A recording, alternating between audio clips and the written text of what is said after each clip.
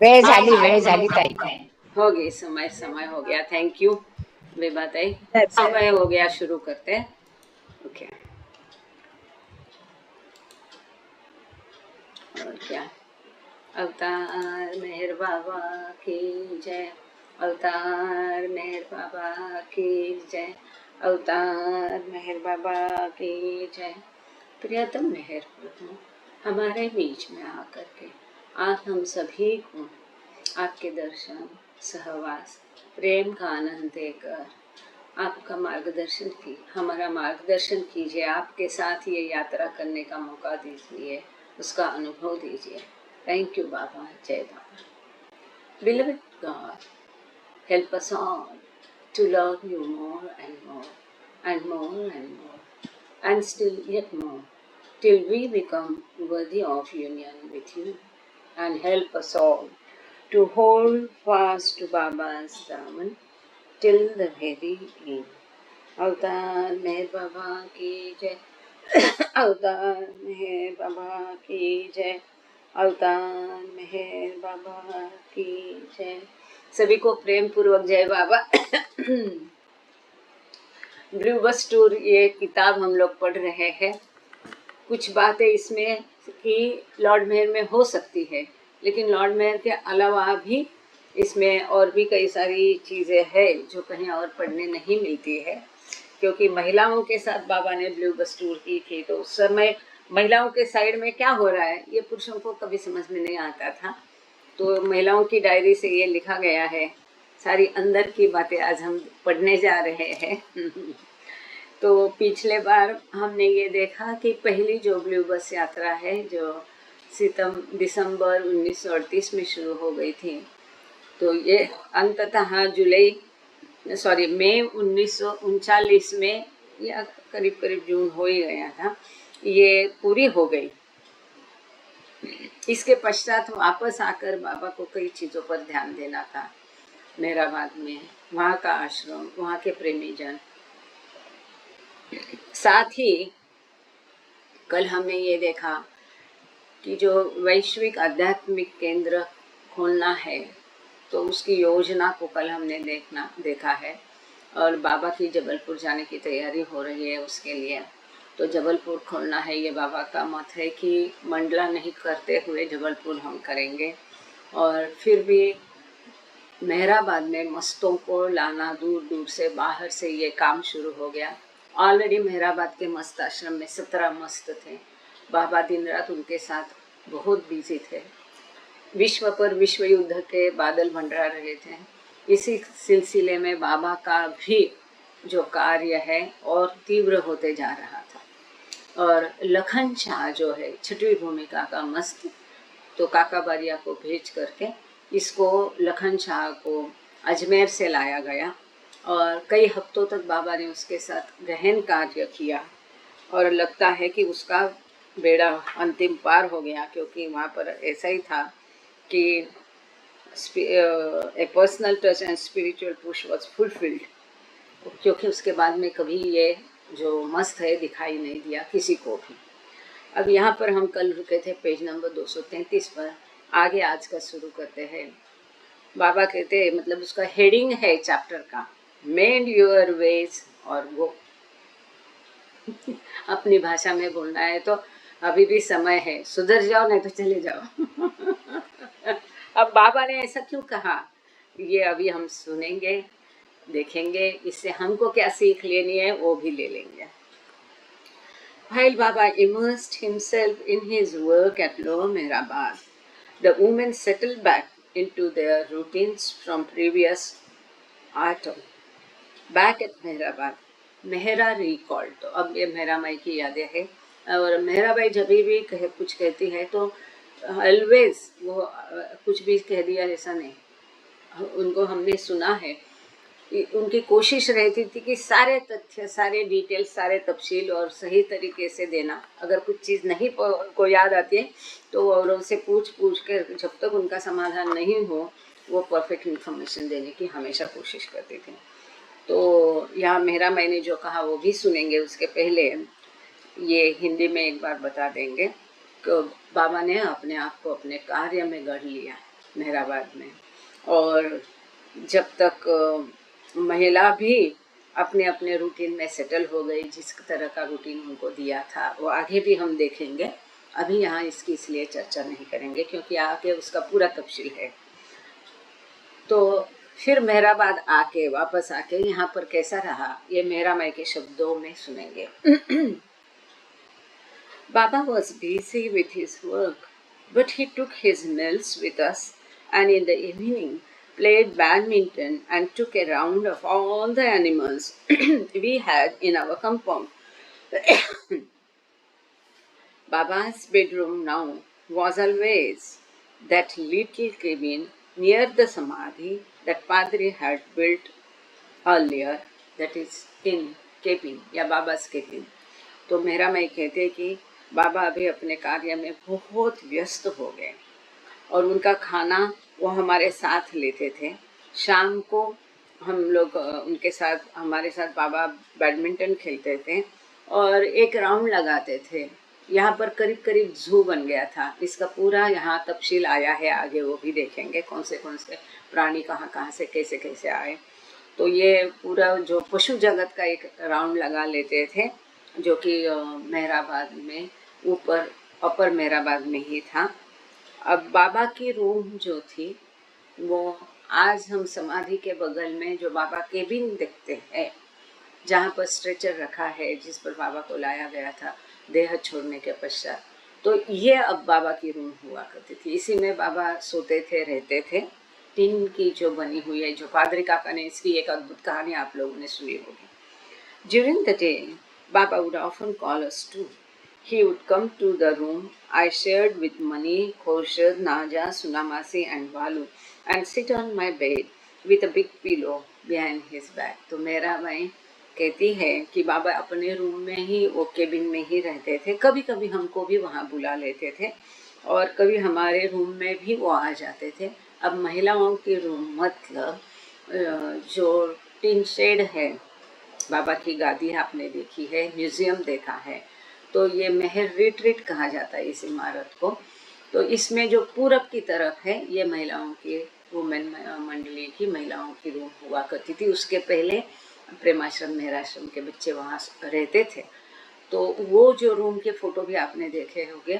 तो वहाँ पर मेहरा माई, मनी माई, खोरशद, नाजा, सुनामासी और वालू ऐसे 7 लोग वहाँ पर रहा करते थे। तो कभी कभी बाबा वहाँ पर भी चले जाते थे और मेहरा की बिस्तर पर बैठते थे, एक तकिया पीछे लेते थे। Call everyone, Baba would tell us, and the word would go out. Baba wants everybody. Baba wants everybody.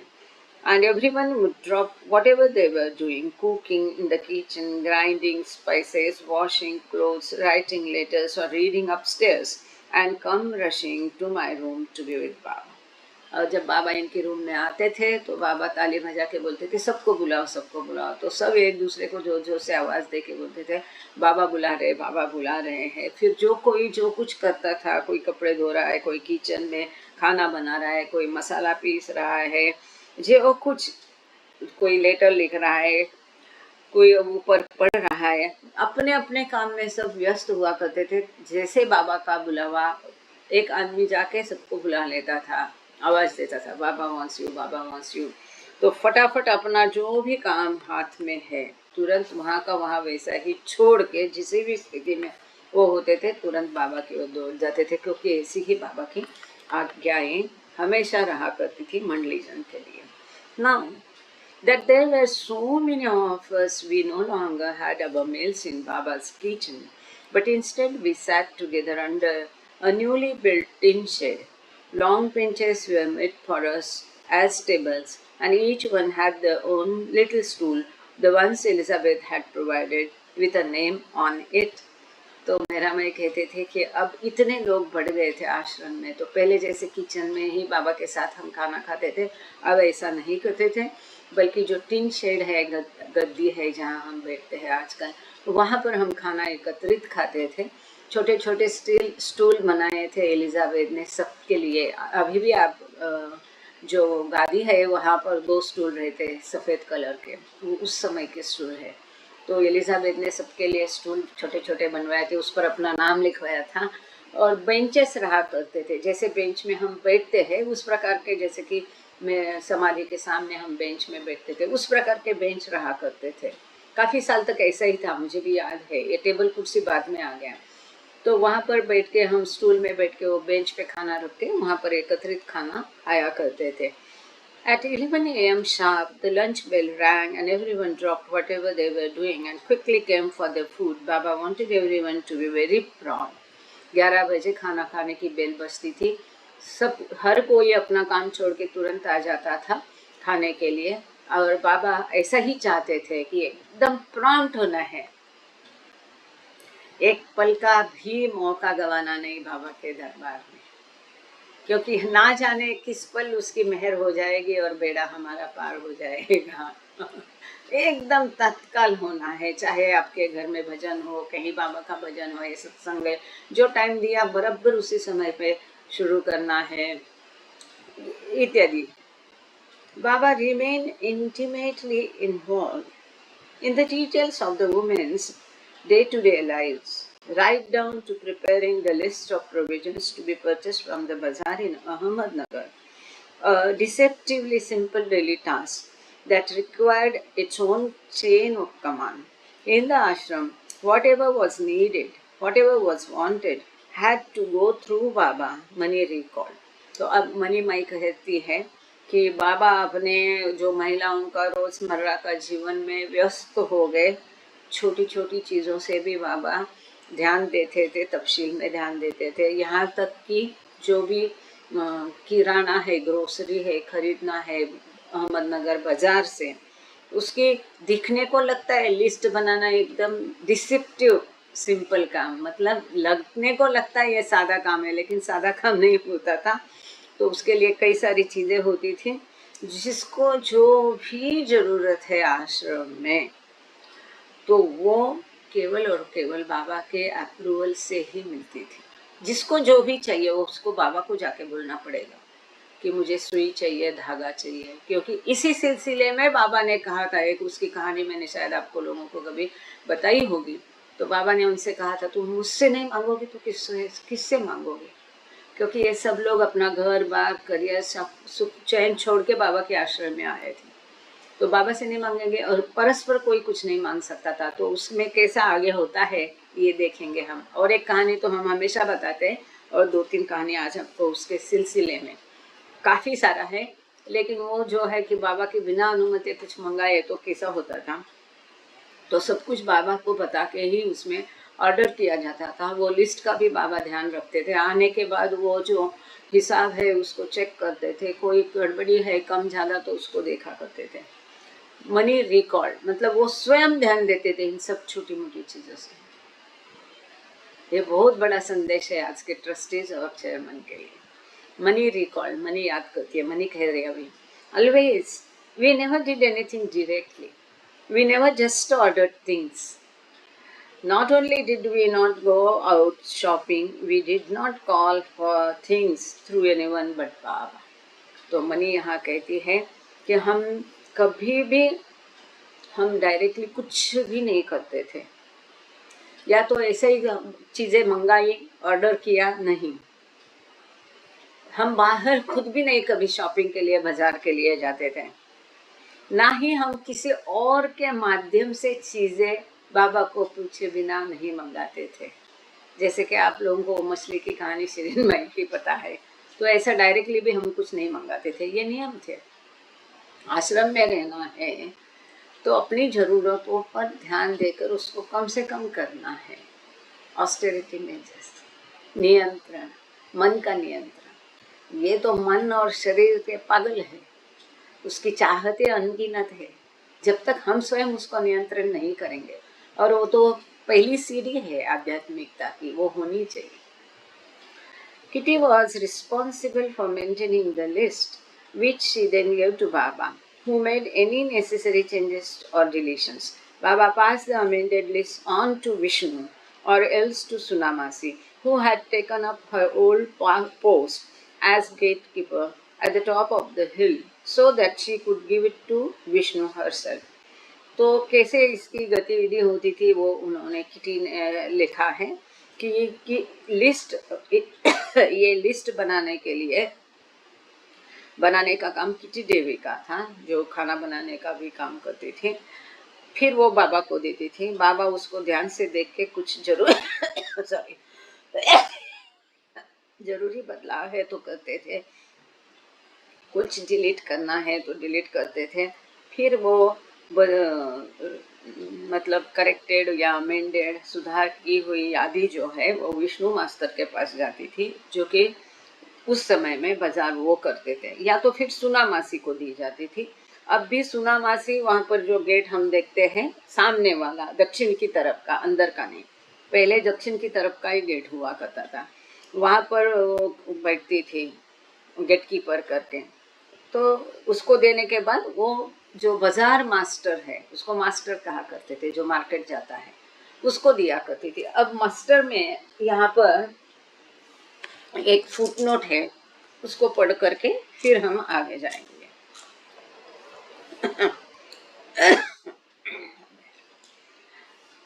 Lakshman Gangadhar जंगले, 15 जून 1915 को इनका जन्म हुआ था, 26 दिसंबर 2006 में वो गुजर गए। Came to work at Mehrabad in June 1939 when Baba hired him to assist Vishnu with the shopping in the bazaar. तो जंगले मास्टर जो है मुझे अच्छे से याद है, एकदम सिंपल पर्सन बट बहुत होशियार। तो हमेशा सफेद उनका सदरा रहता था और सफेद पैजामा पहनते थे और बरसों तो उसी प्रकार दिखते थे वो। तो अभी जो आप रमेश जंगले जानते हैं, इनके पिताजी, तो इनको मतलब सैलरी देके उस समय काम पर रखा गया था, उनको जरूरत थी। और किसके लिए? तो विष्णु मास्टर बाजार मास्टर थे। कई बार बाबा ऐसी जरूरतें लोगों की पूरी करते थे, तो विष्णु मास्टर को मदद करने के लिए जंगले मास्टर को रखा गया। Jangle master, as he was known, was 20th at the time and his family moved to Arangaon village to be near him. उस समय जंगले मास्टर की उम्र 28 साल थी और उनको मास्टर ही कहा जाता था। Master was again given to marketing wallahs, जो भी बाजार जाके खरीदते हैं उनको मास्टर कहा करते थे, है ना। तो ये विष्णु मास्टर, ये जंगले मास्टर, अब एड़के मास्टर भी मास्टर थे लेकिन उनको स्कूल में पढ़ाने के लिए रखा गया था। तो इनका रहने का, इनकी काफ़ी सारी हकीकतें हैं। इनका रहने का प्रबंध बाबा ने फैमिली क्वार्टर्स में किया था। समय समय पर परिवार का पालन करने के लिए बाबा उनकी मदद किया करते थे। अब ये विष्णु के लिए लिस्ट जाती थी। Either Vishnu or his assistant Jangle Master would visit the bazaar to purchase only the items that Baba had approved, which were delivered to Sunamasi at the gate, past which none of the men were allowed to venture. तो ये जो list बनाई गई है ये Vishnu master को या जंगले मास्टर को दी जाती थी, जो कि बाजार जाके केवल बाबा द्वारा अप्रूव किए हुए, सम्मति दिए गए चीज़ों को ही खरीद कर लाते थे। लाने के बाद वो सामान सारा वो सुनामासी को गेट पर देते थे। गेट के अंदर आने की अनुमति किसी भी पुरुष को नहीं थी। Wow betided anyone who tried to circumvent this regimented process. इसके बारे में शपथ दिलवाई दी गई थी। Kitty became concerned that Irene, who at the age of 22 still appeared to her to be a growing child, wasn't getting sufficient protein from the ashram's vegetarian fare. So she requested something more substantial, Horlicks powder, a malted protein mix, to supplement Irene's diet. एक गम्मत मजा है यहाँ पर, देख लीजिए कैसा होता है। उस समय किटी रिस्पॉन्सिबल थी लिस्ट बनाने के लिए।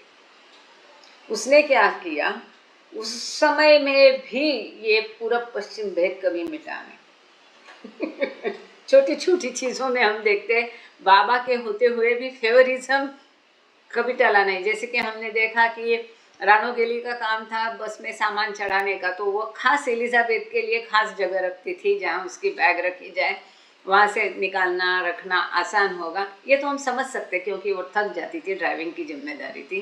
तो कोई और एलिजाबेथ की जगह रखते हैं तो रानो गेलो को गुस्सा आता था।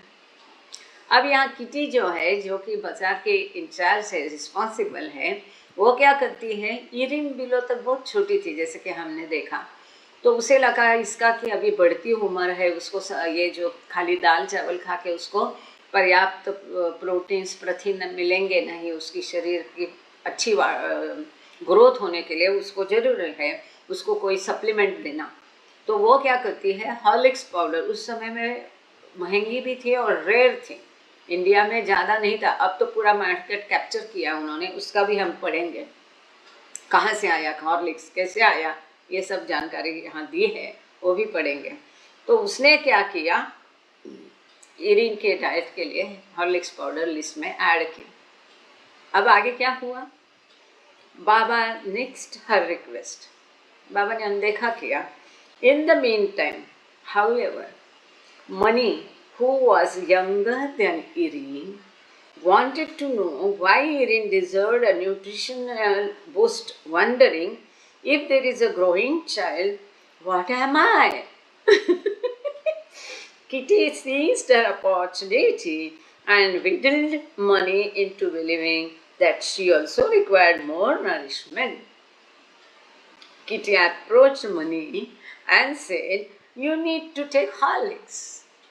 देखो चालाकी कभी आदमी की छुट्टी नहीं है, चाहे वो ईश्वर की कंपनी में भी रहता है, इसीलिए हमारे ऊपर हमको खुद को और कोई नहीं, हमारा पहरेदार, हमारे विचारों का, हाँ थोड़ा सा गरम गरम, हाँ हनी टच,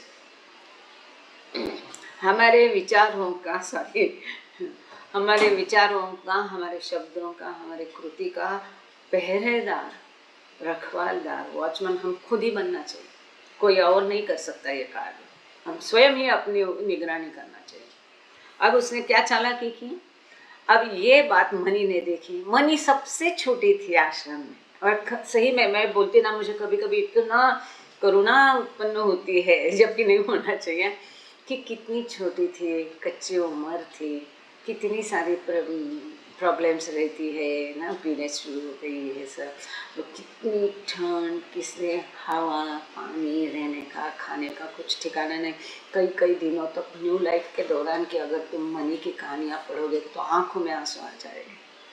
बढ़ती उम्र में ये बच्ची को खाना तक नसीब नहीं होता था अच्छा, कई दिन भूख के मारे ऐसे रहती थी, और इतनी तबीयत उसकी ख़राब हो जाती थी, एकदम पेट में सारे पैर लेकर के बैठ जाती थी, बहुत मतलब हालत उसकी न्यू लाइफ में आप देखोगे तो सबसे अधिक सहाय मनी है।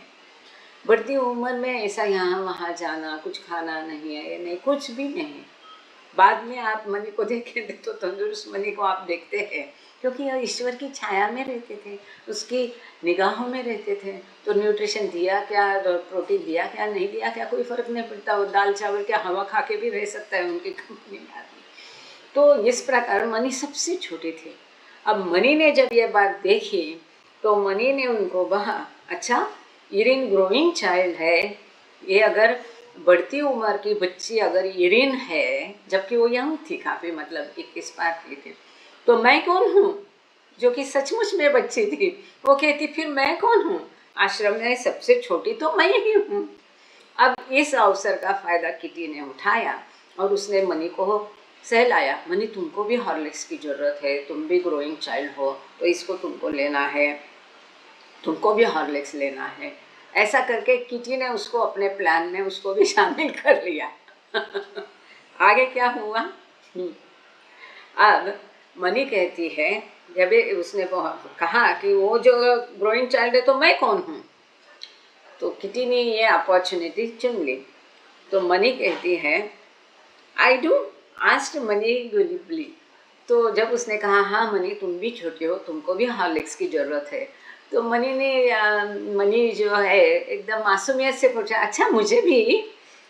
तो कहती yes you are doing so much writing, you must keep up your strength. तो किटी उसको कहती हाँ तुम भी इतना लिखती हो ये है तो तुमको भी अपने स्ट्रेंथ का, शक्ति का, ताकत का ख्याल रखना चाहिए। सो मनी एग्रीड, एंड वो तो मासूम बच्ची है। And under the excuse that it was for money, देखो चालाकी देखो, under the excuse that it was for money, Kitty was able to order the Horlicks and gave some to Irene also. तो money के लिए चाहिए ऐसा करके उसने यादी वो नाम लिखा हॉर्लिक्स का। ओरिजिनली उसका आइडिया मूल किसका था? इरिन के लिए था। वो इरिन को देती थी और थोड़ा बहुत मनी को देती थी और मनी के नाम में मंगाती थी। बाबा फाउंड आउट अबाउट इट, बाबा भी चलने देते हैं, तमाशा देखेंगे थोड़ी देर बराबर फिर तमाचा मारेंगे। तो बाबा ये जान गए, who is taking Horlicks, he asked one day. Money said that she was. तो एक दिन बाबा ने पूछा ये हॉर्लिक्स कौन लेता है? तो मनी आगे आके बेचारी उसने कबूल किया, बाबा मैं हॉर्लिक्स लेती हूँ। आगे देखो, हाँ सुन लीजिए, संभाषण सुन लीजिए। How many times did you take it, तुम कितनी बार लेती हो, तुम कितनी बार लिया? ओनली ट्वाइस, मनी रिप्लाइड, मैंने केवल 2 बार लिया। Then where did the whole jar go, जब तुमने 2 ही बार लिया है तो पूरा जार खत्म कैसे हुआ हॉर्लिक्स का, कहाँ गया? कैसा होता है इंसान देख लीजिए। There was silence until Irene blurted out, I took it Baba, he was not pleased. तो इरिन ने खुद बोला कि बाबा वो बाकी का जार मैंने खत्म किया। बाबा इससे बिल्कुल खुश नहीं हो। द वुमेन कन, अच्छा इसके पहले ये हॉर्लिक्स के बारे में यहाँ जो साइड नोट है उसको पढ़ेंगे। Horlicks powder is fortified high protein concentrate made to be diluted in hot milk. It was first patented in the United States as Horlicks infant and invalid's food. It came to Great Britain in 1908, and the British Army brought it to India during World War I. तो पहले महायुद्ध में ये Britain के द्वारा भारत में Horlicks लाया गया 1908 में। ये शुरू हुआ, मतलब ये हाई प्रोटीन कॉन्सेंट्रेट है, गर्म दूध में मिला के लेना पड़ता है। पहले ये यूनाइटेड स्टेट्स का इसका पेटेंट था, जो कॉपीराइट्स या पेटेंट कहते हैं, और Horlicks infant and invalid food करके। फिर 1908 में वो लंदन में आया। फिर जब लंदन से ब्रिटिश यहाँ आए तो अपने साथ वो हॉर्लिक्स भी लेके आए, खास करके पहले महायुद्ध के दौरान। British soldiers served the beverage to their Indian counterparts, who introduced it to their families at the end of the war. तो ब्रिटिश ने ये अपने लोगों को देना शुरू किया, उनके लोगों ने अपने परिवारों को ये देना शुरू किया। By the early 1940s, Horlicks had become the beverage of choice to serve children in status-conscious Indian families. But being English, Kitty already would have known of it. तो 1940 में केवल ब्रिटिश परिवारों को ही इसके बारे में जानकारी थी, हॉर्लिक्स के बारे में। लेकिन किटी क्योंकि इंग्लैंड से थे, इंग्लिश थे, तो उसको पता होगा इसके बारे में। India consumes more Horlicks than any other nation, and a plant in Andhra Pradesh manufactures its own version of the product with buffalo rather than cow's milk. Original ये गाय के दूध में बनता है, लेकिन अभी विश्व में सबसे ज़्यादा हॉर्लिक्स का कंजम्पशन भारत में उपयोग होता है। इसकी जो फैक्ट्री है प्रोडक्शन का, मैन्युफैक्चरिंग का, उत्पादन का, या आंध्र प्रदेश में इसका उत्पादन होता है, एक सेपरेट यूनिट है। और वो लोग अभी क्या करते हैं, गाय के दूध के बदले भैंस का दूध उपयोग करके इसको बनाते हैं। नीचे उन्होंने ये दिया भी है, ये स्रोत कहाँ है, तो हॉर्लिक्स कंपनी से ही ये जानकारी इसमें संक्षेप में दी है।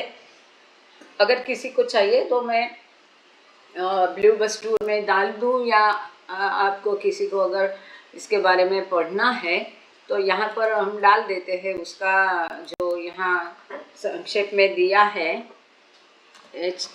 HTTPS तो आपको पता ही चलेगा, PS। फिर आपको किसी को अगर इंटरेस्ट है तो आजकल तो बहुत आसान है सब कुछ गूगल में देखना। horlicks.co.uk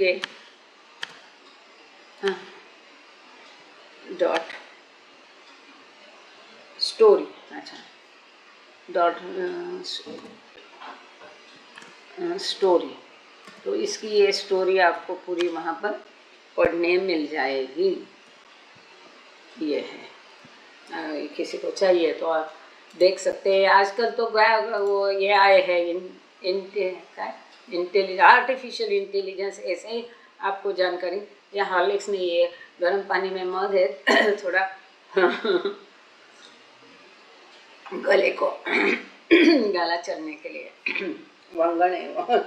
The women continued to experience outbursts of frustration, anger, and frequently brought on by the most seemingly mundane differences of habit, such as Norina's profligate use of the shoe polish that she was meant to share with Navin.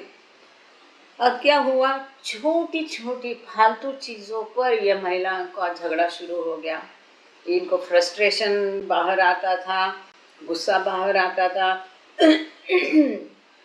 ऐसी चीज़ें हैं जो उनकी आदत की चीज़ें हैं, इतनी फालतू चीज़ों के लिए इतनी, इसके लिए बाबा हमेशा कहते हैं don't brood over PT matters. ये सब चीज़ें हम जिसी के लिए भी अगर संघर्ष है, मन में लालच है, सारी पीटी मैटर्स है।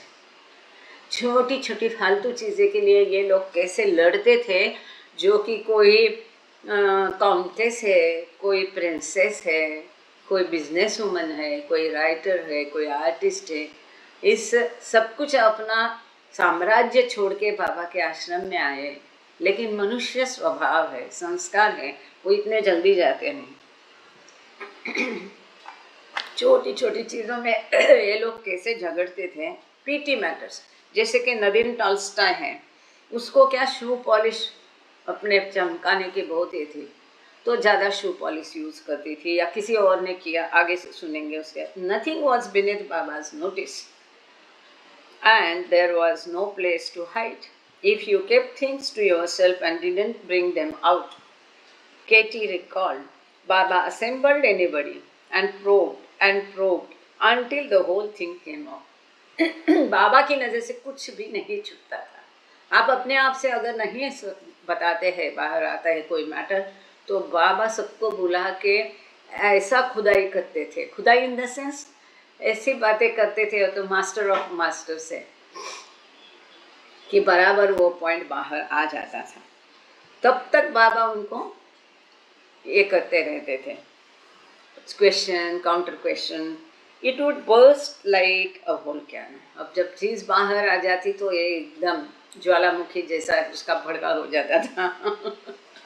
क्या हिंदी में ज्वालामुखी कहते हैं ना, वोल्केनो जैसा बाहर आ जाता था, एकदम धड़ाम स्फोट हो जाता था। Whatever differences people had between them, Baba nullified everything and asked them to embrace each other. Baba didn't want anything smoldering inside. अंदर धुआं रखना नहीं है, अंदर में गंदगी रखना नहीं। गंदगी इन द सेंस दूसरे के प्रति खराब भावना किसी भी कारण से हो, चाहे वो द्वेष हो, ईर्ष्या हो, गुस्सा हो, नफरत हो, दुख की भावना हो, जो भी हो, दूसरे के प्रति जो भी हमारी भावना है, केवल प्रेम भाव हमारे मन में होना। ये अंदर धुआं रखना बाबा को कभी पसंद नहीं था। इसी के लिए उनके बीच में जो भी हो, बाबा उसको निपटा देते थे, एक दूसरे को आलिंगन देने के लिए कहा करते थे, यही करना है। किसी कारणवश कुछ हुआ भी, अगर सामने वाला गलत भी है, उम्र में कम भी है, छोड़ दो, माफ कर दो। वो छोड़े या नहीं छोड़े, आप माफ कर दो। अब हमें उसके दिल के नहीं पड़े, हमारा दिल साफ होना चाहिए, तब वो मेहर प्रभु हमारे दिल में आके बैठेगा। हमारी हमेशा कोशिश यही होना चाहिए कि अगर हम तहे दिल से बाबा से प्रेम करते हैं तो ये हमारे अंतःकरण में, हृदय में, मन में जो कचरा रखा है ना, उसको बाहर फेंक के उसको साफ रखें, ताकि वो आके अपने हृदय में आसनस्थ हो। जैसे हम घर साफ करने की कोशिश करते हैं, उसी प्रकार से हमारा दिल साफ रखे तो बाबा वहाँ पर आकर के प्रेम करेंगे हमसे, करते ही हैं और करेंगे। बाबा became so frustrated with the woman one day that he asked, इतने बाबा तंग आ गए इन लोगों के छोटे छोटे किरकिरी से, झगड़े से, कि एक दिन उन्होंने कहा, अब ध्यान से सुनिए बाबा की बात है, What's the sense in you all being here with me? Why do you stick around when you can't even follow for a few days my order, which I stressed, which I explained was crucial? तुम सब लोगों का मेरे साथ रहने का क्या मतलब है? क्यों यहाँ चिपके रहते हो? कोई अर्थ नहीं। मैंने बार बार जताने के बाद, बताने के बाद, महत्व देने के बाद, थोड़े ही दिन के लिए मेरी कुछ आज्ञाओं का भी अगर आप पालन नहीं कर सकते, जो कि आज्ञाएं मैंने पहले ही स्पष्ट किया कि कितनी महत्वपूर्ण है, उसका भी अगर तुम पालन नहीं करते तो क्यों रहते हो यहाँ? चले जाओ। वही है ना? तो अपने आप को सुधारो या यहाँ से निकल पड़ो। ये बाबा का आखिरी ये होता था, माइंड योर वेज, और वो सुधर जाओ। Afterwards, Nadine leaned over and whispered something to Mani, which Mani did not catch. Baba gestured. What are you saying, Nadine? अब जब बाबा ने सबको बुलाया, बाबा गुस्से में है, ये बातें बता रहे, तभी नदीन टॉल्स्टॉय ने क्या किया कि मनी के कान में कुछ कहा। मनी को वो समझाने, बाबा ने उसको तुरंत पूछा, संकेतों से पूछा कि नदीन तुम क्या कह रही हो? She replied, तो नदीन कहती है, How nice it would be, Baba, if we never got angry. तो नदीन टॉल्स्टॉय बाबा से कहती कि बाबा, यदि हम लोग कभी गुस्सा नहीं होते तो कितना अच्छा होता। ऐसा वो कह रही बाबा से। इसके ऊपर जो बाबा ने जवाब दिया शायद आप लोगों को पता होगा, बहुत महत्वपूर्ण है, फिर एक बार सुन लीजिए। बाबा कहते हैं, nice? Baba reply ask, I don't want stones around me. If you never get angry, that doesn't help my work. But if you get angry and control it, that helps me in my work. बाबा कहते गुस्सा नहीं आता तो अच्छा होता। अच्छा क्या होता? मुझे मेरे अगल बगल में पत्थर नहीं चाहिए। अगर तुम लोगों को गुस्सा ही नहीं आता तो इसका क्या फायदा? मेरे काम में उसका कोई मदद नहीं होगी। आपको गुस्सा आकर भी आप जब गुस्से को नियंत्रण में रखते हो, तब मेरे कार्य में उसकी मदद होती है। इसीलिए बाबा कहते हैं आध्यात्मिकता के लिए सब घर परिवार छोड़ के आपको जंगल जाने की जरूरत नहीं। वो तो आसान है, वहाँ रह के परे रहना, लेकिन घर संसार दुनिया में रहकर दुनिया के नहीं होना, वहाँ जो कंट्रोल चाहिए हर चीज को, वो बहुत बड़ी बात है ना? Mani likened Baba's work to sweeping. A room may appear quite clean until someone takes a broom and disturbs the dust that has settled invisibly on the floor.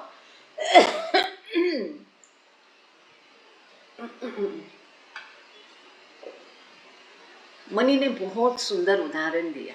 ये जो बाबा की कार्य की रीति थी कि जो अंदर गंदगी बैठी है उसको ऊपर उफालने का, उबालने का और फिर निकालने का, तो मनी ने इसको एक बहुत सुंदर उदाहरण से दिया है। वो कहती है कि कोई खोली हमको काफ़ी सारी साफ लगती है जब तक उसमें हम झाड़ू घुमाते नहीं। जैसे हम झाड़ू घुमाएंगे तो अब तक जो धूल मिट्टी उस फर्श पर थी पर हमको नज़र नहीं आ रही थी, वो ऊपर उठने लगती है ना? आजकल कितने प्रकार के झाड़ू आए हैं, मालूम है ना आपको, माइक्रो, क्योंकि ऐसी धूल होती है आंखों में भी नहीं दिखती। आजकल की फर्श भी अलग चीज, अलग कलर की है ना, सीमेंट की जैसा ऐसा कुछ कलर होता है तो नजर नहीं आती है। आप झाड़ू लगाओ और बाद में वो माइक्रो का पोछा करने जाओ तब आपको नजर आएगी काली काली धूल मिट्टी। अलग अलग प्रकार के आजकल निकले हैं। तो जब तक हम उसको सफाई नहीं करेंगे, झाड़ू घुमाएंगे नहीं, तब तक वो धूल मिट्टी ऊपर नहीं आएगी, तब तक वो खोली साफ नहीं होगी। आगे वो कहती है money mind, The Westerners marveled at the intensity of their negative thoughts and feelings after coming to Baba. But it was his work to stir up their internal dust so that it could be swept away. बहुत गंदगी अंदर, इतना pride रहता है, अहम रहता है, खुद को ही उनको पता नहीं होता है, इतना गुस्सा होता है, इतना दूसरों को नीचे दिखाने की खुद कुछ है ऐसी आदत होती है जो उस व्यक्ति को खुद को ही नहीं समझ में आता है, इतनी गंदगी मेरे अंदर भरी है। अब आश्रम जाना है, आध्यात्मिकता अपनानी है, हमें ईश्वर को पाना है, उसके साथ रहना है, तो एक ऊपरी ऊपरी दिखावा, एक जिसको हम ढोंग भी कह सकते, नहीं भी कह सकते, अच्छे बनकर रहने का प्रयास था। और बाबा इसके लिए वो कहती, westerners Marvel at the intensity of the negative thoughts, जो नकारात्मक उनके विचार थे, जो थे अंदर बाबा के पास आने के बाद तो वो नीचे बैठ गए थे, नष्ट नहीं हुए थे। तो बाबा इसको झाड़ू का काम कर रहे थे, उन विचारों को ऊपर लाके, झगड़ा लाके। अगर दोनों व्यक्ति आपस में झगड़ते भी नहीं तो कई बार हम देखते बाबा उनमें झगड़ा लगवा देते थे ताकि ये ब्रूमिंग का काम हुए, अंदर का ऊपर गंदगी आना ही चाहिए, है ना। जैसे कि गन्ने को क्या कहते, गन्ने को रस को अग्नि देते हैं, बहुत उबालते, तो उसके अंदर की जो रस के अंदर जो गंदगी है वो झाग ऊपर आ जाती है, फिर वो झाग को निकाल के फेंका जा सके। तो यही काम बाबा करते थे उनके भले के लिए, उनके भले के लिए, क्योंकि वो निकल जाना चाहिए, नीचे दबा के रह के क्या फायदा है। किसी के लिए मन में अगर कोई भाव है उसको बोल के स्पष्ट करो, निकल जाता है निकल जाता है, नहीं तो छोड़ देना है। एक बार स्पष्ट किया, बाद में नहीं बात करना।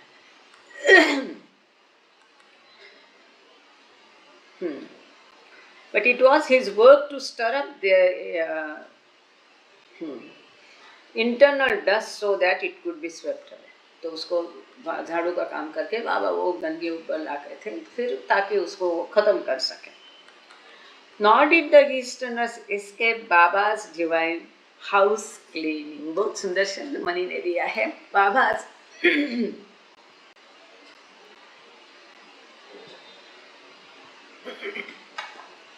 बाबाज डिवाइन हाउस क्लीनिंग, बाबा का दैवी साफ सफाई जरूरी है ना। तो ये जो पाश्चात्य महिलाओं के साथ बाबा कार्य कर रहे थे और पौर्वात्य जो महिला हैं इनके साथ भी बाबा ये दैवी क्लीनिंग का, सफाई का काम कर रहे थे। Gulmai was already distraught that she had not been invited to live at Upper Mehrabad because of friction with Shirin Mai. And when Baba told her that she could not be joining him when he shifted to Jabalpur, she felt like killing herself. अब गुलमाई जैसी व्यक्ति जिसे बाबा ने कहा है कि मेरे आध्यात्मिक माता है, जब बाबा ने उसे आने के पश्चात, ब्लू बस टूर से वापस आने के पश्चात अपर मेहराबाद में आश्रम के में रहने के लिए बुलाया नहीं, तो ये बड़ी परेशान, बड़ी व्याकुल हो गई। इसका बहुत बड़ा वर्णन है इसके किताब में, वो बाद में हम कभी पढ़ेंगे। बाबा खास उसको समझाने के लिए आए थे। तो क्योंकि उसकी और शिरीन माई की बनती नहीं थी शिरीन माई और गुलमाई की बनती नहीं थी, क्योंकि बाबा गुलमाई को महत्व देते थे, प्रेम करते थे, वो भी बहुत प्रेम करती थी। तो ये शिरीन माई माता इस भौतिक जगत में भौतिक देह की ईश्वर के माता थी, तो शिरीन माई से ये देखा नहीं जाता था, जलन होती थी। शिरीन माई और गुलमाई की जमती नहीं थी, इसलिए बाबा ने क्या किया, ये झगड़ा नहीं तो करके गुलमाई को बुलाया नहीं तो गुलमाई परेशान हो गई, बड़ी व्याकुल हो गई। और ये भी कि बाबा जब जबलपुर गए तभी बाबा ने बोला कि तुम ज्वाइन नहीं हो सकती हमें, तो उसे लगा गुलमाई को कि जैसे अपने आप को मैं मार दूँ, इतनी व्याकुल हो गई, इतनी परेशान हो गई। Suffering is necessary when you are on this spiritual path, Baba lovingly explain. He reminded her of the unique role she played in his life, but it was bitter medicine. बाबा ने खूब समझाया शिविन माई कि आध्यात्मिक पथ पर यातनाएं ये होती है, जरूरी होती है। और प्रेम से बाबा ने उनको समझाया कि उनके जीवन में जो अहम रोल भूमिका वो निभा रही है, गुलमाई की भूमिका बहुत अहम है इस अवतार काल में। इतना परेशान किया है उनको लोगों ने, उसके परिवार ने, वो सब सहकर वो बाबा से जुड़ी रही। उसने अपना बेटा आदिका का बाबा को पूरी तरह से दे दिया। जो भी कमी होती थी आश्रम में, अपने घर से फर्नीचर हो, जो भी है, ला ला के चीजें वो देती थी। बाद में जब आश्रम बंद होता था तो उन्हीं चीजों को, जो कई खुशरू ईरानी है, ऑक्शन में, नीलाम में खुद ही अपनी चीजों को खरीद रहे थे। उनको बड़ा अचरज हो गया, अरे ये तो मेरा घर का फर्नीचर है और मुझे बेचा जा रहा है। ऑक्शन में वो खरीद लेते थे क्योंकि बाबा के आश्रम की मदद हो जाए। पूरा जो खुशरू क्वार्टर्स आज ट्रस्ट की जमीन है उन्हीं लोगों की है, उन्होंने बाबा को डोनेट की। जो मेहराबाद की जमीन ऊपर नीचे की है वो भी सारी उन्हीं की है। और जमीन की बात नहीं है, उन्होंने अपना बेटा जी आदि के ईरानी जो महत्वपूर्ण कार्य किया, सरोज, रुस्तुम, कई खुशरू ईरानी, पूरा परिवार, इनकी बहन बानुमासी, ये सब जो है ये बहुत अहम, हमको जितना आंखों से दिखता है, समझता है, इससे परे ये महत्व है। तो बाबा ने उनको कहा कि तुम बहुत अहम भूमिका मेरे इस जीवन काल में निभा रही है, लेकिन फिर भी उसके लिए ये कड़ुआ दवा, कड़ुए दवे जैसी ये बात थी। Her only consolations were the memory of having been invited to join her beloved spiritual son from time to time during the first tour and the faint glimmer of hope that he might have a change of heart. तो इस कुछ भी समझाने का फायदा नहीं हुआ। गुलमाई को उतना ही याद था कि किस प्रकार से अब हैविंग बीन इन्वाइटेड, समय समय पर पहली टूर में बाबा उनको बुलाते थे, इसलिए बोला having been invited to join her beloved spiritual son. Gulmai का आध्यात्मिक बेटा कौन था? मेहर बाबा स्वयं थे। तो बार बार वो पहली टूर में जिस प्रकार से उनको समय समय पे बुलाया था, उतनी उनको यादें थी और एक धुंधली आशा थी कि कभी बाबा के हृदय में परिवर्तन हो और बाबा मुझे वापस बुला ले। Indeed, he did, and Gulmai would be one of the passengers in the blue bus when it departed Mehrabad at the beginning of August. तो वहाँ पर मेहराबाद में उनको रहने के लिए नहीं बुलाया। जैसे कि हम देखते हैं कि आदि काका भी मंडली जन के साथ बहुत कम रहे, उनको वहाँ पर रहने के लिए बाबा भेज देते थे। तो इसी प्रकार से गुलमाई को मेहराबाद बुलाया नहीं, लेकिन जो दूसरी ब्लू बस टूर अगस्त में शुरू हो गई 1939 में, वो ब्लू बस में गुलमाई एक सदस्य जरूर थी। वो पैसेंजर के टूर पर, दूसरी ब्लू बस टूर पे सम्मिलित बाबा ने उसको किया। Another of the Easterners who required Baba's attention was Mehra's sister Frenny, who continued to suffer from the profound disappointment of not having been invited to participate in the first tour. कितना frustration in लोगों को होता था, दुनिया का दौलत, सब माल खजाना, ऐशो आराम छोड़ के इतनी दिक्कत में, कभी भूखा, कभी दाल चावल, कभी ठंड में बिना नहाए, ठंडे पानी, फर्श पे सोना, इसके लिए भी बाबा के साथ जाना के लिए वो कितने लालायित थे। दूसरा जो बाबा का इमीडिएटली पौर्वात्य महिलाओं को ध्यान देने का दूसरा एक था, बाबा का ध्यान देने जैसा था, वो मेहरा की बड़ी बहन फ्रेन्नी, जिसका रुस्तुम से बाबा ने ब्याह कराया था। क्योंकि उसको पहली ब्लू बस टूर में सम्मिलित नहीं किया, आप लोगों को याद होगा, उसने 18 दिन का उपवास किया, हंगर स्ट्राइक बिना पानी का 10 दिन हो रही है और 18 दिन टोटल उसका उपवास था। बाबा को सब कुछ छोड़ के उसको संभालने के लिए नासिक जाना पड़ा था, लेकिन अब भी वो खुश नहीं थी। एकदम उसको क्या कहते हैं ना, फ्रस्ट्रेशन को, विफलता आ गई है ना, एकदम वो डिस्ट्रेस हो गई, इसमें चली गई, फ्रस्ट्रेशन में चली गई। अभी भी पहली ब्लू बस टूर में उसको सम्मिलित नहीं किया करके वो बहुत ही ज़्यादा नाराज़ थी, और जिसके कारण वो फ्रस्ट्रेशन में थी। और she and Rustum traveled from Nasik to see Baba at Mehrabad, where he offered her what comfort she was capable of understanding and then sent her home again. तो अब दूसरी ब्लू बस्टर में हमको सम्मिलित किया जाए, इसके लिए वो और फ्रेनी और रुस्तुम नासिक से प्रवास करके मेहराबाद आए, और बाबा ने जितना उनको समझा सकते थे उस डिस्ट्रेस विफल दिल को, उतना समझाने की, वो जितना समझ पाए उसको समझाने की बाबा ने कोशिश की और उसको घर भेज दिया। आफ्टरवर्ड बाबा एक्सप्लेन, तो जो ये जिद जी है, एक प्रकार से जिद है ना, ईश्वर से जिद है, नहीं मुझे आपके साथ ही रहना है, नहीं मुझे आपके पास ही आना है, नहीं आपके साथ मुझे भी यात्रा में चलना है, ये क्या हो गया, हमारी जिद हो गई, हमारी मर्जी हो गई, हमारी खुशी हो गई। हाँ, हम क्या करते, तुलना करते, हाँ उसको सम्मिलित किया मुझे क्यों नहीं, ये कंपैरिजन हो गया, ईर्ष्या हो गई। लेकिन ओ बाबा की ये इच्छा है, ओके फाइन एक्सेप्टेड, ये सरेंडरेंस है कि हमारी इच्छा को भी हमको समर्पित करना है। हमारी चाहे वो इच्छा कितनी भी नोबल क्यों ना हो, कितनी भी आध्यात्मिक उच्च प्रकार की इच्छा क्यों ना हो, परंतु जब वो नहीं चाहता है तो उसकी इच्छा ही हमें शिरोधार्य रखनी है, सर आंखों पर करनी है।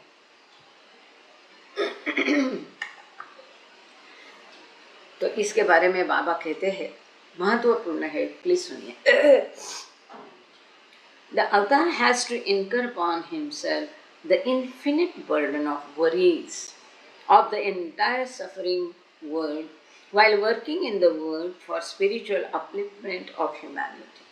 मानवता के आध्यात्मिक उत्थान के लिए जब अवतार इस भौतिक विश्व में कार्य करता है, तभी पूरे संसार की सारी यातनाएं उसको अपने ऊपर झेलनी पड़ती है। वो बोझ जो है अनगिनत है, अमर्याद बोझ है, ये सारा अवतार अपने ऊपर ले लेता है। This suffering of people stepped in the darkness of ignorance becomes avatars suffering.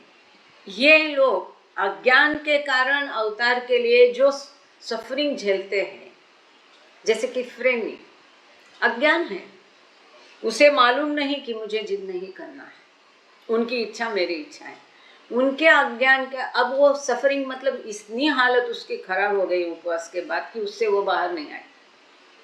18 दिन बिना खाने पीना रहना आसान बात नहीं है। इस प्रकार से ये उम्मीद रखना, जिद करना, उपवास करना या अपेक्षा करना कि बाबा मुझे ये दे, बाबा मुझे ले जाए, फिर बाबा ने नहीं दिया तो उसके ऊपर नाराज होना, ये इच्छा रखना, ये सारी हमारी इच्छा, ये नाराजगी, अपेक्षाएं, उम्मीद, जिद, ये सब हमको उनको देना है, समर्पित करना है। समर्पण का ये भी एक अर्थ है, केवल जीवन समर्पित करना, हमारा समय समर्पित करना, हमारा क्या तन मन धन बोलते हैं, पैसा समर्पित करना, इतना ही काफ़ी नहीं है। हमारी आदतें भी, अच्छी बुरी सारी आदतें समर्पित अगर करनी पड़ती है। यदि मुझे बहुत अहम है कि मैं कभी झूठ नहीं बोलती हूँ, तो उसके ऊपर भी बहुत बड़ा एक है, उसमें बी फिटिंग हिज स्लेव, अभी नई किताब आई, बहुत सुंदर है, एरज काका का। मैंने कई बार बोला, मैं संडे में बोलूँगी, लेकिन अभी तक भूला नहीं। इसी प्रकार से ये जो जिद है, इच्छाएं हैं, वासना है, अपेक्षाएं, चाहे अच्छी हो, हमको उनके ऊपर छोड़ देना है, उसको भी समर्पित करना है। तो बाबा कहते हैं कि अज्ञानता के वश इन लोगों में जो यातनाएं हैं, पीड़ाएं वो भोगते हैं, ये भी अवतार को अपने ऊपर लेना, पड़ता है। ये भी जब वो सफरिंग करते हैं, वो उनको दुख होता है, तो अवतार को भी वो दुख उतना ही होता है। यदि अगर फ्रेनी को दुख हुआ तो वो दुख बाबा को भी झेलना पड़ा, विश्व की या सफरिंग उनको लेनी ही पड़ती है। फिर ये जो लोग हैं जो अज्ञानता के कारण ऐसे सफरिंग अपने ऊपर ओढ़ लेते हैं, तो उसमें वो सारे सफरिंग वो अवतार को भी आ जाती है। दिस इज हिज क्रूसिफिकेशन, ये उसको सूली चढ़ाने जैसा है। द अवतार is crucified every moment of his life on earth. जब तक इस पृथ्वी पर धरा पर अवतार स्थूल देह में होता है, हर पल वो सूली चढ़ाया जाता है इस धरा पर। और एरेच काका से ये मैंने कई बार सुना है, हमेशा एरेच काका इतने व्याकुल होके कहते थे कि तुम लोग जो कुछ मांगते हैं बाबा से, मतलब बाबा को सूली चढ़ाने जैसा है।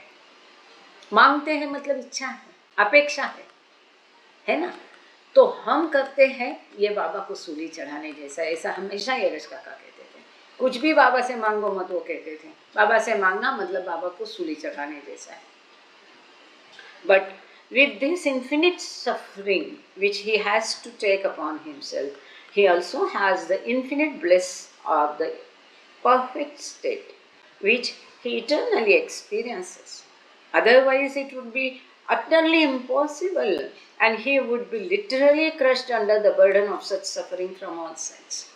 बाबा कहते हैं लेकिन इन अनंत यातनाओं के साथ उसको अनंत आनंद भी है, जो कि उसकी परिपूर्ण अवस्था के कारण उसको मिला है। वो अनंत आनंद के बलबूते पर ही वो ये अनंत यातना ये झेल सकता है, नहीं तो इस बोझे के नीचे वो दब के क्रश हो जाता।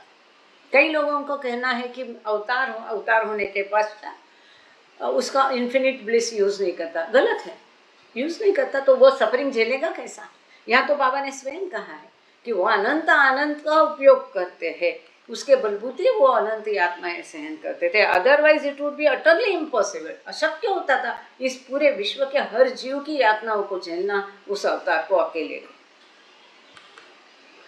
If an ordinary man, however great, were to feel even 1,000th part of the avatar's suffering, he would go mad.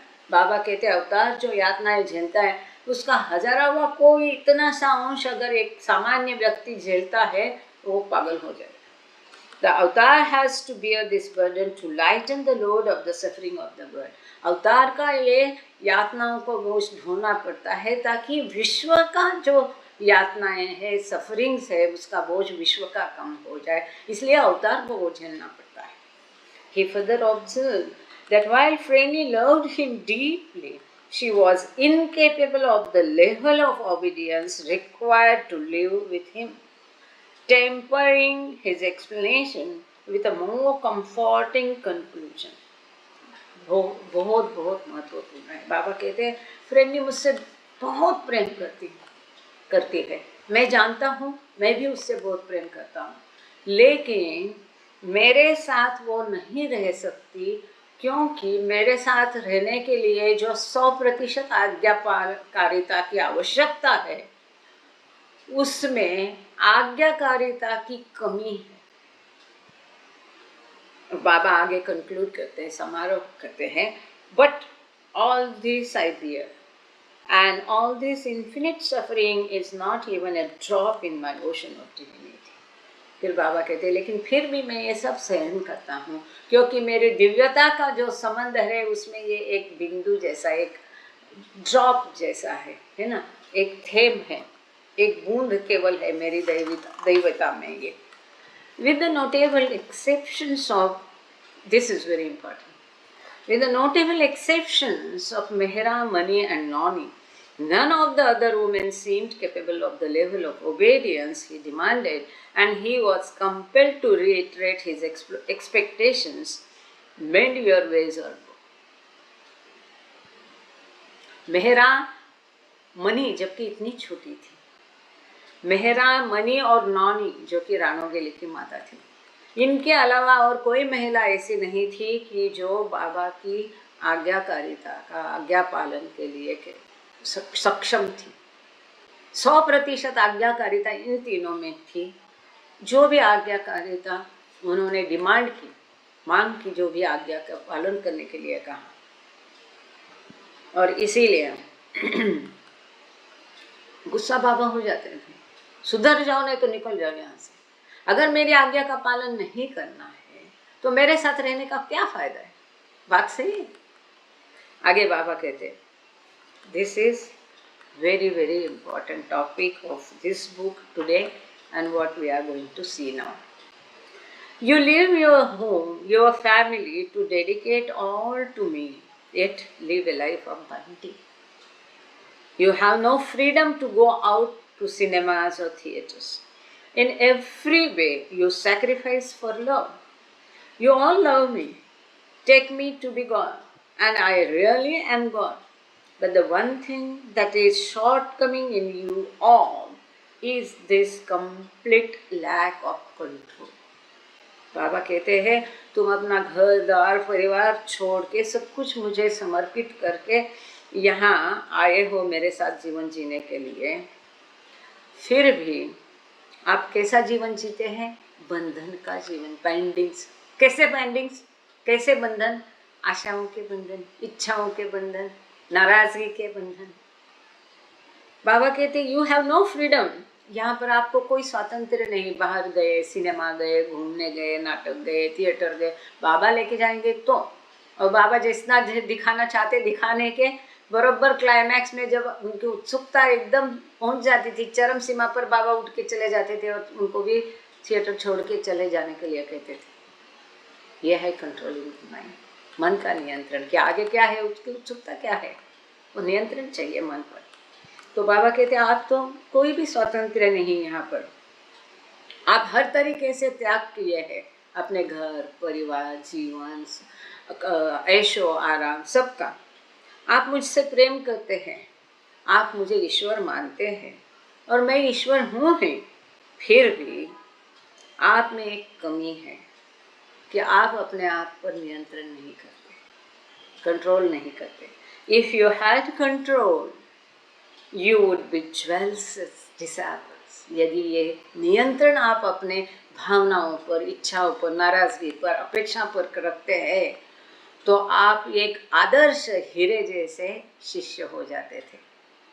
But control in all of you is so disastrously lacking that it makes it very difficult for me to adjust all your other good points. लेकिन आप में ये जो कमी है स्वयं पर नियंत्रण की, वो इतनी कमी है कि इस कमी के कारण आपके जो भी अच्छे पहलू है, बाकी इतने सारे अच्छे पहलू बर्बाद हो जाते हैं, कुछ काम के नहीं रह जाते। एक कमी के कारण कि नियंत्रण नहीं है, गुस्से पर काबू नहीं है, अपेक्षा पर काबू नहीं है, इच्छाओं पर काबू नहीं है, तुलनाओं पर काबू नहीं है, ईर्ष्याओं पर काबू नहीं है, नाराजगी पर काबू नहीं है, अपेक्षाओं पर काबू नहीं है, आज्ञाकारिता परिपूर्ण नहीं है। इसके कारण बाकी जितनी भी आपके अच्छाई है, आपने तन दिया, मन दिया, धन दिया, सब कुछ इधर दिया, उसका नलीफाई हो जाता है। But control in all of you is so disastrously lacking. इतनी कमी है इस कंट्रोल की कि it makes it very difficult for me to adjust all your other good points. इतनी कमी है कि आपके अच्छाइयों को मुझे एडजस्ट करना मुश्किल हो जाता है। अच्छा, आप में जो अच्छाई है उसके बावजूद ये कमी के कारण मैं तुमको तुम्हारे साथ एडजस्ट करना मुझे मुश्किल होता है। देखो ईश्वर स्वयं कहता है, this one lack makes the whole thing a farce. इस कमी के कारण बाकी सभी जो है एक फार्स बन जाता है, उसका कोई अर्थ नहीं है, कोई मतलब नहीं है। और यही कारण है, आप यदि आगे देखते हैं तो इन पाश्चात्य महिलाओं से केवल राणो गेली को बाबा ने पीछे रख दिया, बाकी सबको वापस भेज दिया, कोई ना कोई महान, क्योंकि वो अपनी आदतों से बाज नहीं आए। Here only 12 of you and yet no harmony. केवल आप 12 है, फिर भी आप में कोई सामंजस्य नहीं है। You all do not love each other. तुम एक दूसरे से प्रेम नहीं करती हो। You cannot tolerate each other. तुम एक दूसरे को सहन भी नहीं कर सकती हो। The slightest provocation demonstrates your weaknesses to the highest. थोड़ा भी आपको प्रोवोक कर दिया जाए तो तुरंत आपका जो वीकनेस है, कमी है, वो चरम सीमा पर पहुंच जाती है। The slightest provocation demonstrates your weakness to the highest. Norina and Nadine tell the world, we live with the greatest master of the age. But you do not say, we stay with him and fight like dogs and cats. बाबा कहते हैं नोरिना princess है, नदीन Tolstoy countess है। आप पूरे विश्व को बोलते हैं और उनको सुनने लोग जाते थे, उनका एक प्रभाव होता था। आप विश्व को बोलते हैं कि हम जो सबसे बड़े गुरु है इस विश्व के, इस युग के, उनके साथ रहते हैं। आगे बाबा कहते हैं उनको, पर तुम ये नहीं कहती हो कि तुम कुत्ते बिल्ली जैसा आपस में लड़ती रहती हो।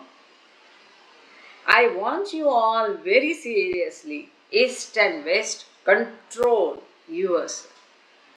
तो बाबा यहाँ डिमांड करते हैं कि मैं बहुत सीरियस हूँ और सीरियसली मैं तुमको बोलता हूँ, पौर्वात्य हो पाश्चात्य हो, अपने आप को नियंत्रण में रखो, control yourself very seriously. Whenever you get excited or feel others are unjust, or you feel they pass remarks, or you feel you are in the right and they are in the wrong, the very moment you feel all this, remember me and get control। बाबा कहते हैं, कितना सुंदर, यहाँ एकदम हम सबके लिए भी महत्वपूर्ण संदेश है, एकदम प्रैक्टिकल। बाबा उसका उपाय बता रहे हैं, किस तरह से हम अपनी भावनाओं को नियंत्रण में रख सकते हैं। मैं पूरा पैराग्राफ पहले इंग्लिश में पढ़ के फिर हिंदी में बताती हूँ। Pinch yourself, go inside, you must take practical steps. The moment you feel excited, make a fuss, remember me and then begin singing or dancing, very practical solution। तो बाबा ने उनको एक व्यावहारिक उसका उपाय दिया है कि अपने भावनाओं को नियंत्रण में कैसे रखना है। बाबा कहते जिस पल तुमको ऐसा लगता है कि तुम एक्साइटेड हो रहे, उत्तेजित हो रहे, गुस्से में आ रहे हैं, कि तुम पर दूसरों ने अन्याय किया ऐसा तुमको लगता है, जिस पल तुमको लगता है कि उसने तुम्हारे बारे में कोई रिमार्क पास किया, भला बुरा आपसे कहा है, जिस पल तुमको लगता है उसने आपका अवमान किया है, जिस पल तुमको लगता है, यो बाबा यहाँ हर जगह यू फील शब्द कहते हैं, जिस पर, क्योंकि वो हमारी समझ है, हमारे दृष्टि से है, उसकी समझ अलग होगी। जिस समय तुमको ऐसा लगता है कि वो गलत है, द वेरी मोमेंट, उसी पल बाबा कहते मुझे याद करो और नियंत्रण करो अपने आप। और रियली दिस वर्क्स, आप भी इसको कोशिश करना। हम सबको आता है, गुस्सा आता है, फ्रस्ट्रेट होते हैं, हम सबको ऐसी स्थिति का सामना पड़ता है। आज भी इस बाबा जगत में भी कोई भी कल का लड़का है, किसी केंद्र का अधिकारी होगा, हमारा अवमान करता है, ना उम्र का ख्याल ना अनुभव का ख्याल, हमको भी लगता है, हम भी इस सिचुएशन को फेस करते हैं। या कोई ट्रस्ट वाला हो, कोई भी हो, उसी पल बाबा को याद करें, उसके लिए नहीं, अपने लिए, हमारा भला होगा इससे। बाबा कहते पिंच योरसेल्फ, अपने आप को एक चिमटी निकालो अंदर जाओ, गाना गाओ, डांस करो। ये तो प्रैक्टिकल सॉल्यूशन है। You must take practical steps. ये जीवन में भी, पड़ोसी हो, बिल्डिंग वाला हो, ऑफिस में हो, उसको गुस्सा उतारो ही मत, तुरंत बाबा को याद करो। अपने आप को जब तक ठंडे नहीं करते हो, कुछ भी रिएक्ट मत करो। टेक प्रैक्टिकल स्टेप्स, बाबा कहते हैं। तो लोग क्या करते हैं, ऑफिस में कोई सिगरेट फूकने जाता है, कोई कॉफ़ी पीने जाता है कोई मदिरा घर में जाता है, वो नहीं करना है। बाबा यहाँ उनको बोल रहे हैं, क्योंकि आश्रम के लोगों को बोल रहे हैं, अपने आप को चिमटी के पिंच योरसेल्फ, गो इनसाइड, अंदर जाओ, उससे दूर जाओ, गाना गाओ, डांस करो। ये सब बाबा बोल रहे हैं। You will at once turn it into laughter. ये सब आप करोगे तो आप खुद ही हंसते जाओगे। और ये सब करती भी थी ये महिलाएं। बाबा जैसे कहते थे, वो एक दूसरे को आलिंगन देते थे, किस करते थे, फिर अपना गुस्सा थूक देते थे। एक छोटी घटना अभी हुई है, मैं रहा ही नहीं जा रहा है इसलिए बोल रही हूँ। कोई मैटर है, हमारा बहुत पेंडिंग है कि टिफ़िन लेक्चर भाषांतर कब का पूरा हो गया, 3 महीने में बंदे ने दिन रात एक करके किया, 1 साल हो गया, ट्रस्ट अभी अनुमति दे नहीं रहा। इस विषय में कुछ चर्चा हो रही थी। तो हेदर से मिली, उसने मुझे मैसेज दिया था कि तुम मुझे धुनी के टाइम में मिलो।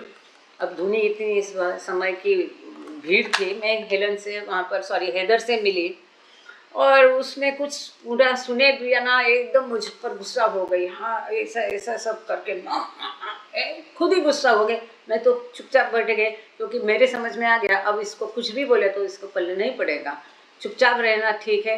वहाँ इतने बाबा प्रेमी है जो प्रेम से मिलते हैं, उस सबके सामने उसने मुझे जो कुछ कहना था वो भी खाली कहती तो ठीक है, मैं और वही सुन सकते थे।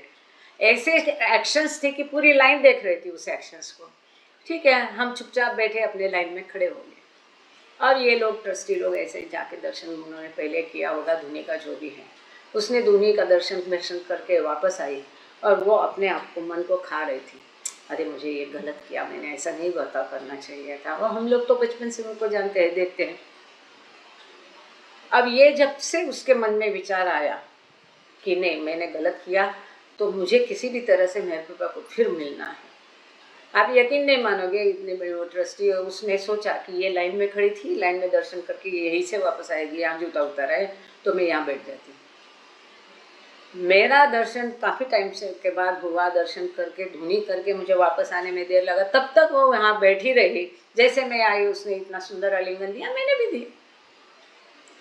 अब उस समय भी मैंने बात को आगे छेड़ा नहीं क्योंकि उसका अच्छा मूड में बर्बाद नहीं करना चाह रही थी कि बोले नहीं नहीं मेरे कृपा में आई एम सो सॉरी, मुझे इतना ख़राब लगा, मैंने ऐसा आपको कहा, मुझे बहुत बुरा भला, इस तरह से आपसे नहीं रिएक्ट करना चाहिए था, I am so sorry, please forgive me. ऐसे रहते नहीं, कोई बात नहीं है, नहीं इट हैपन्स, पता नहीं मैं इतने साल बाबा के पास हूँ फिर भी ऐसी चीज़ों को मैं नहीं कंट्रोल कर पाई वगैरह वगैरह। कहने की बात है कि बाबा के लोग भी होता है, एक दूसरे को माफ़ करना सीखना चाहिए। हमारी गलती है तो माफ़ी मांगना सीखना चाहिए, बड़े दिल वाला बनना चाहिए। अगर अपनी माफ़ी है तो सामने वाले को माफ़ी बोलने में, सॉरी बोलने में कुछ नहीं जाता होगा तो अपना ही जो सॉरी बोलेगा उसका ही फायदा होगा, आध्यात्मिक उसके पॉइंट्स बढ़ जाएंगे। हमारे मार्क्स आध्यात्मिक कैसे बढ़ाने हमेशा हमको सोचना चाहिए जीवन में और जब हमारी बारी आती तो माफ़ करना भी सीखना चाहिए, उससे भी बड़ी बात है तो इस तरह से बाबा ने एक प्रैक्टिकल सॉल्यूशन वहाँ दिया है गाओ नाचो और ये चीज़ को, और फिर तो तुम्हारा गुस्सा एक हंसी मजाक में तब्दील हो जाएगा। If you cannot get control then take this practical step. यदि आप कंट्रोल नहीं कर सकते तो ये जो मैंने बताया बाबा कहते प्रैक्टिकल स्टेप, इसको ले लो। If not you are lost. यदि आप नहीं करते अपने आप को नियंत्रित, अपनी भावनाओं को, तो तुम काम से गए। The slightest advantage given to the ego with the help of the mind burst with all fury. गुस्सा कहाँ से आता है ना? ये संडे को हमने या पिछले संडे को हमने देहरादून केस में थोड़ी सी बात की थी गुस्से के ऊपर। कहाँ से गुस्सा आता है उसका एक इक्वेशन बाबा ने यहाँ दिया है। Anger is equal to ego plus mind. यह मन और अहम का खेल मिलके गुस्सा आ जाता है। थोड़ा भी अहम को बढ़ावा दिया तो मन के भावनाओं के साथ वहाँ पर क्रोध की अग्नि भड़क जाती है। इच्छाएं, अपेक्षाएं, वासनाएं, अपयश, एक कोई हम उम्मीद करते हैं, उम्मीद पूरी नहीं हो तो हमें गुस्सा आता है। कब कब गुस्सा आता है? हम विफल होते हैं, हमारे अहम को ठेस पहुंचती है, तब हमें गुस्सा आ जाता है। इसलिए ये बहुत सुंदर सेंटेंस है बाबा का।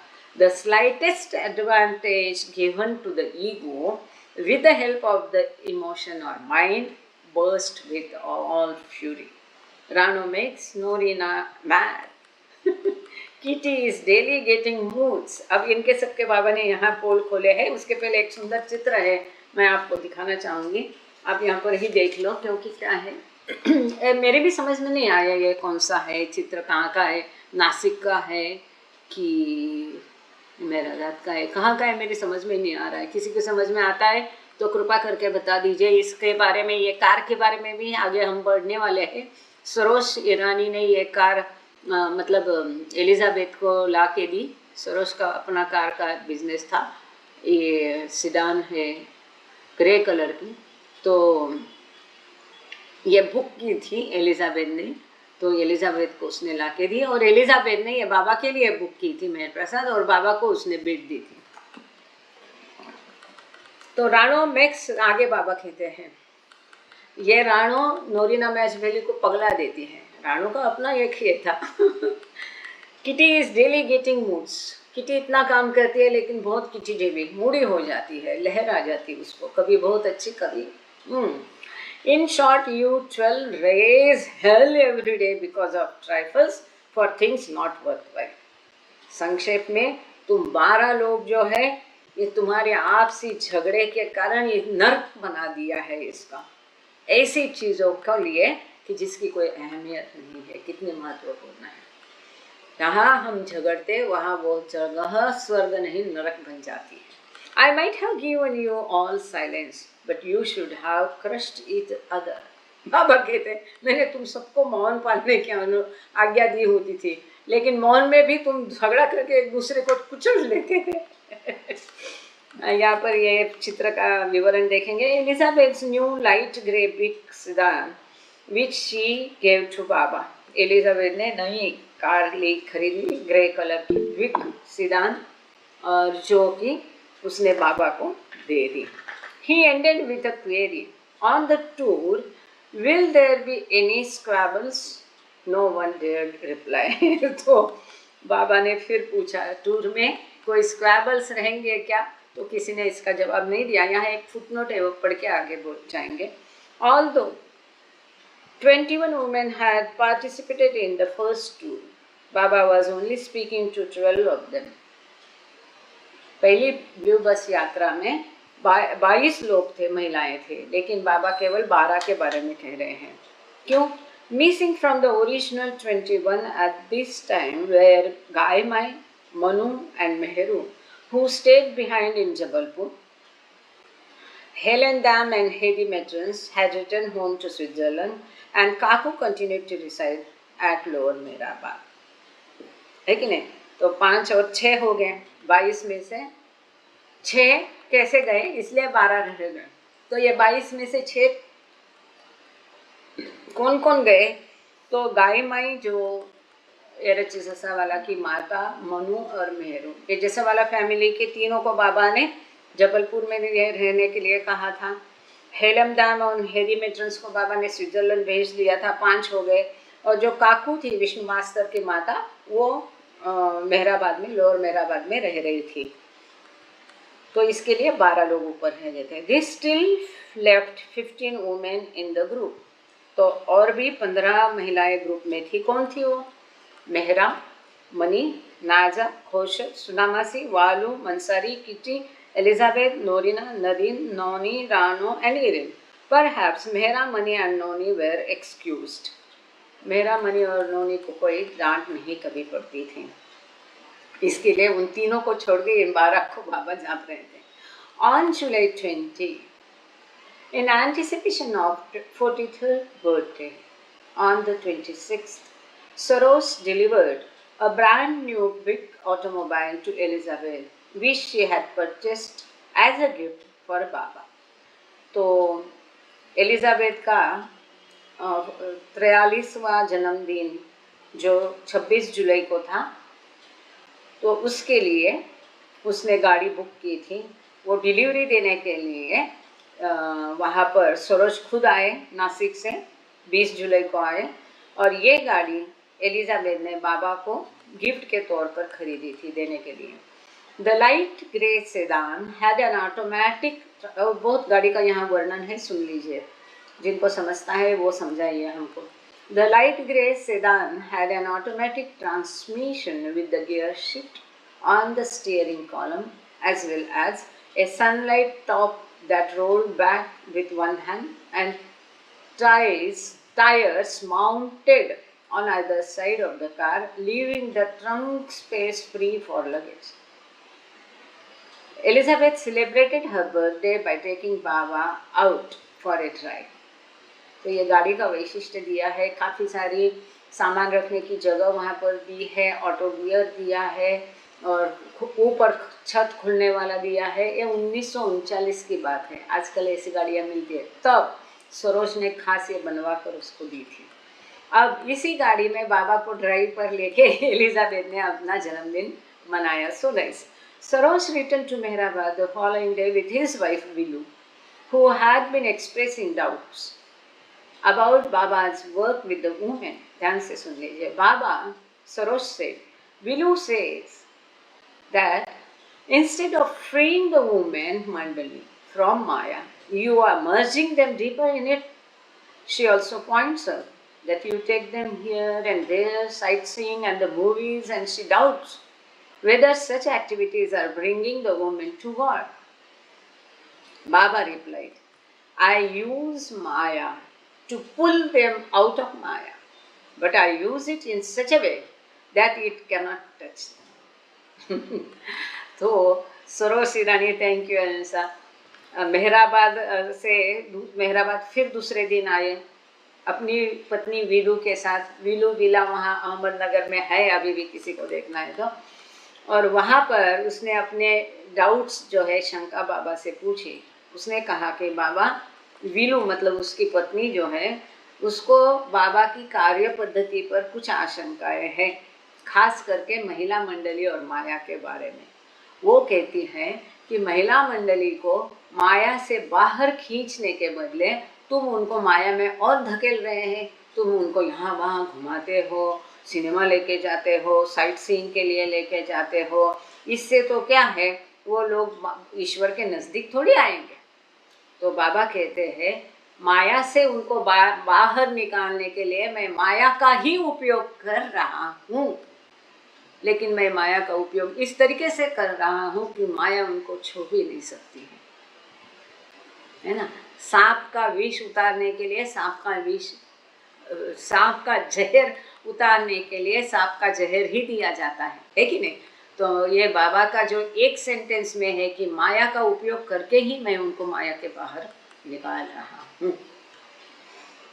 Mehrabad's population increased by one more permanent resident not long after Elizabeth's birthday, and the Blue Bus acquired another driver when Dr. William Donkin arrived in India. अब दूसरी बस ब्लू बस के लिए एक मेंबर और बढ़ गया, वो थे डॉक्टर विलियम डॉन्किन। अब ये ब्लू बस के लिए और एक नया ड्राइवर मिल गया और मेहराबाद की जनसंख्या 1 से बढ़ गई population. Donkin had met Baba on multiple occasions during the 1930s, and Baba had invited the young medical student to join him after he received his degree. 1930 में डॉन्किन बाबा से मिले थे, कई बार मिले थे। पहली बार वो मिले थे जब वो मेडिकल के स्टूडेंट थे और उस समय में बाबा ने उनसे कहा था कि पहले तुम अपनी डॉक्टरी की शिक्षा पूरी करो और तुमको डिग्री मिलने के बाद मुझे ज्वाइन कर। और अब डॉन्किन आ गए थे अपनी डॉक्टरी पूरी करने के पश्चात। The 26-year-old newly qualified physician arrived just in time for Baba's upcoming move. एकदम समय पे आया था ये 26 साल का लड़का जो फिजिशियन था, डॉक्टर था। Donkin quickly became assimilated into the mandali and was soon known to all as Don. तो ये मंडली के साथ तुरंत घुल मिल गया और उसको सब डॉन कहने लगे। उनका कोई अहम नहीं था, उनकी कोई तारीफ करे उनको बिल्कुल पसंद नहीं था। वहाँ से वो दूर जाते थे, वो किसी में ज़्यादा बहस नहीं करते थे, आगे पीछे कुछ नहीं। वो भले बाबा भले, इतनी भीड़ में रह के इनका कोई किसी से झगड़ा नहीं हुआ करता था। ये किसी के झगड़े में नहीं पड़ते थे, वो भले बाबा भले। वो अपने आप में रहते थे, कम बात करते थे, कम। ये आगे का मैं बताया, उनकी डायरी है, डॉन्किन्स डायरी सुंदर है। One of Donkins first orders from Baba after the start of the second blue bus tour was to assist Neelu in cleaning the mud encrusted bus. देखो ये डॉक्टर आ गया है बाबा के आश्रम में, ज्वाइन हुआ है, उसने अपनी डिग्री हासिल की और बड़ी बेताबी से ये लोग उत्सुक रहते हैं डॉक्टर लोग अपने प्रयोग करने के लिए पेशेंट के ऊपर। तो बाबा ने पहला ही कार्य उनको क्या दिया कि ये कीचड़ में भरी जो पहिए रहते हैं बस के, उसको साफ करने का काम दिया, वो भी डॉक्टर नीलू के साथ मिलके। It was an opportunity for him to get to know the other ashram physician with whom he would be sharing responsibilities for the care of the women during the upcoming shift and in the new ashram. इससे नीलू को, doctor नीलू को भी ये कार्य दिया था कि बस के पहिए जो कीचड़ से गंदे हो जाते हैं उसको साफ करने का। दोनों को मिलके काम यही करने के लिए इसलिए दिया कि वो दोनों एक दूसरे से जान पहचान सकते, उसमें आपसे उनका अच्छा बनता। बाद में आगे इन दोनों को आश्रम के महिलाओं की तबीयत की जिम्मेदारी अपने कंधे पर लेनी थी ताकि वो एक दूसरे को जान सकें। तो यहाँ पर डॉक्टर डॉकिन के बारे में एक साइड नोट है, वो पढ़ेंगे पहले। William Dawkin disembarked in India on July 27, 1939 and arrived in Mehrabad on the 29th। तो विलियम डॉकिन जो है भारत में 27 जुलाई 1939 में आए, मेहराबाद में 29 को आए, क्योंकि वहाँ पर वो एरोप्लेन से आने के बाद फिर बॉम्बे पूना करके उनको आना पड़ता था। Donkin kept a series of 4 diaries during his first 6 years in India, beginning on July 31, 1939, and his entries add a new and unique voice to the cast of Blue Bus chapters। तो doctor डॉकिन ने तुरंत अपनी diary maintain करना शुरू की। 4 diaries है डॉकिन की। पहली डायरी उन्होंने 31 जुलाई 1939 में लिखना शुरू की। उनके कारण, उनकी डायरीज के कारण ये ब्लू बस में एक और नया एडिशनल इंफॉर्मेशन मिल गई है।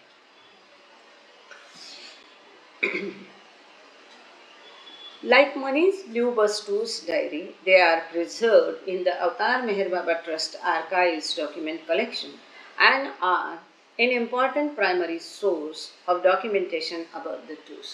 जैसे कि मनी ने डायरी लिखी उसके आधार पर यह किताब है, उसी प्रकार से डॉकिन की डायरी भी मेहर बाबा आर्काइव में संभाल के रखी है। ये मूल स्रोत है इन दोनों का और इस टूर के सारी इन्फॉर्मेशन के लिए। तो यहाँ पर हमें आज रुकना पड़ेगा, 4 मिनट बाकी है। किसी को यदि कुछ पूछना है, बताना है तो आप कह सकते हैं। अगले मंडे को, सोमवार को एक नया चैप्टर है। तो द मेहरबाद मनाजरी, मतलब मेहराबाद का जू कह सकते हैं, या मेहराबाद की प्राणीशाला कह सकते हैं, या मेहराबाद का पशुशाला, वन्य पशुशाला कह सकते हैं। इसके बारे में सुंदर जानकारी यहाँ पर दी है। कौन से वो पशु थे, कौन से ये प्राणी थे, किसको किसको कौन संभालता था, किसको क्या जिम्मेदारी दी थी, ये सारा ब्यौरा इसमें हम आगे पढ़ने जा वाले हैं। इसके द्वारा बाबा अपना कैसा कार्य उस समय उस पशु पंछी जगत पर भी कर रहे थे। क्या है ना, ऊपर के दांत गए, अब मैं उसका ये बनाया डेंचर, लेकिन डेंचर बनाने के बाद भी बोलने को नहीं आता है, तो ये थोड़ी सी कसरत हो रही है उसके लिए माफ़ी चाहती हूँ। Thank you Baba, thank you all of you for joining. बने रहिएगा। उमा रानी, जय बाबा जी। मैं अभी ये खोल देती हूँ आप लोगों को माइक, ताकि आपको किसी को कुछ कहना है, पूछना है तो पूछ सकते हैं। अपने वीडियो भी थोड़े ऑन किया करो, हमें ज़रा दर्शन दिया करो। ये बहुत सुंदर बाबा का चित्र है। इसका अभी अगले बार हम पढ़ेंगे। ये लकी नाम का बंदर है, बाबा ने खास बंदर मंगवाया था और इतना छोटा था, खार जैसा बोलते, गिलहरी जैसा था। जब इसको लाया बहुत छोटा था, तो ये सरोज ने किसने बम्बई से खरीदा था। फिर इसका लाल, ये नीलम जी, जय बाबा। जय बाबा। एक क्वेश्चन उठा था, उसमें ये किसी ने बताया था कि बाबा के कार्य में हमको अपनी मेहनत का पैसा लगाना चाहिए था, मगर कोई दूसरे जने थे वो कह रहे थे कि हम जो दूसरा पैसा भी होता है ऐसा भी लगा सकते हैं। ऐसा बाबा की बुक्स में तो कहीं हमको मेंशन नहीं हुआ है, तो आप कुछ बताइए। जय बाबा। जय बाबा नीलम जी। बाबा के कार्य के लिए चाहे जो भी आप मेहनत का लगाओ, दूसरा लगाओ, पैसा लगाना तो अच्छी बात है। इसका बहुत गहरा अर्थ है, आपको पता नहीं है, तो वह बहुत गहन अर्थ है। उसमें ज़रूर देना चाहिए, बल्कि बहुत देना चाहिए। हम लोग तो बहुत कम देते हैं। और रही बात है कि दूसरा पैसा भी लगा सकते हैं, लेकिन केवल बाबा के कार्य को मदद करनी है, इसलिए गलत तरीके से पैसा कमाना बाबा को कभी मंजूर नहीं होगा, ये भी ध्यान रखिए। पैसा देंगे तो पूरे दिल से, भाव से, मन से देना है। वो पैसे का क्या होता है, वो मतलब बाबा बोलते अगर पूरे भाव से नहीं देते थे तो बाबा कभी पैसा एक्सेप्ट ही नहीं करते थे। एक महिला है, हमीरपुर से आती थी, 4-6 महीने मेहनत करके 1-2 उस समय में आना कहते थे, खड़कू कहते थे, पैसा कहते थे, वो संभाल के अपने इसमें आती, इतनी गरीब थी। वो बाबा प्रेम से लेते थे, लेकिन एक बहुत बड़ा धनिक आया, उसने पैसा रखा तो बाबा ने लिया नहीं था। ऐसी कई सारी कहानियाँ हैं उस विषय में। इससे हमें ये सोचना चाहिए कि हमें गलत तरीके से पैसा नहीं कमाना चाहिए। सबसे महत्वपूर्ण बात, अगर जो कुछ हम बाबा को देते हैं तो केवल और केवल प्रेम भाव से और सही भावना से, ईमानदारी से, पूरी हृदय से देना चाहिए, तभी वो स्वीकृत होगा। आरती का समय हो गया है। संतोषी वर्मा जी का आज जन्मदिन है, उनको जन्मदिन की बधाई। Happy birthday Santoshi Verma. आप प्रार्थना कर लीजिए। जय बाबा। अवतार मेहर बाबा की जय। अवतार मेहर बाबा की जय। ताई मेरी आवाज आ रही है? हाँ जी, अपना वीडियो भी चालू रखिए। जय बाबा आ रही है। जय बाबा, सभी को जय बाबा। अवतार मेहर बाबा की जय। हे परवरदिगार, सबके राखनहार और सबकी रक्षा करने वाले, तुम्हारा कोई आदि नहीं है और न तुम्हारा कोई अंत है। तुम अद्वैत हो, तुम तुलना से परे हो और तुम्हारा पार कोई नहीं पा सकता है। तुम्हारा कोई रंग और रूप नहीं है, तुम आविर्भाव से रहित हो और तुम गुणातीत हो। तुम अपार हो और अगाध हो, कल्पना और धारणा से परे हो, शाश्वत हो और अनश्वर हो। तुम अखंड हो और दिव्य नेत्रों के सिवा और किसी भी प्रकार से तुम्हें कोई नहीं देख सकता है। तुम्हारा अस्तित्व सदैव था, तुम सदैव रहते हो और तुम सदैव रहोगे। तुम सर्वत्र हो, तुम हर वस्तु में हो और तुम हर जगह से परे तथा हर वस्तु से परे भी हो। तुम आकाश में हो और पाताल में हो, तुम व्यक्त हो और अव्यक्त हो, तुम सब लोकों पर हो और समस्त लोकों से परे हो। तुम तीनों भवनों में हो और तीनों भवनों से परे भी हो। तुम अगोचर हो और स्वतंत्र हो। तुम सृष्टि के रचने वाले हो, स्वामियों के स्वामी हो, समस्त मनों और हृदयों के ज्ञाता हो। तुम सर्वशक्तिमान हो और सर्वव्यापी हो। तुम अनंत ज्ञान हो, अनंत शक्ति हो और अनंत आनंद हो। तुम ज्ञान के महासागर हो, सर्वज्ञ हो, अनंत ज्ञान रखने वाले हो।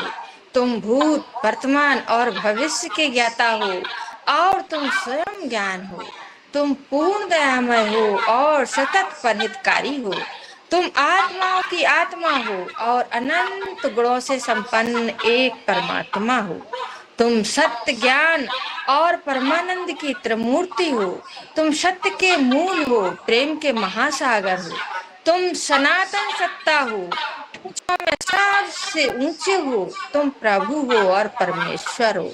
तुम परब्रह्म हो और परात पर परब्रह्म भी हो।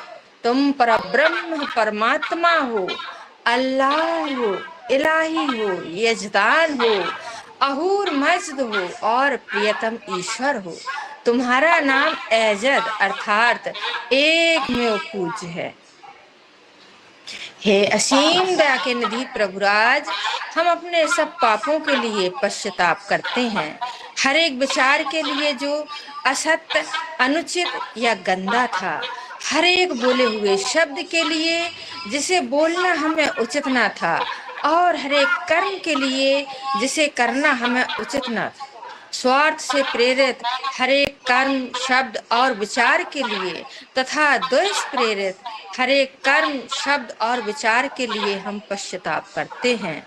विशेषकर हर एक कामुक विचार तथा क्रिया के लिए, ऐसे हर एक वचन के लिए जिसको हमने पूरा नहीं किया, सब असत्य वचनों के लिए और सभी निंदा, पाखंड, दंभ या लोगों के पीछे उनके दोष बताने के लिए हम अनुताप करते हैं।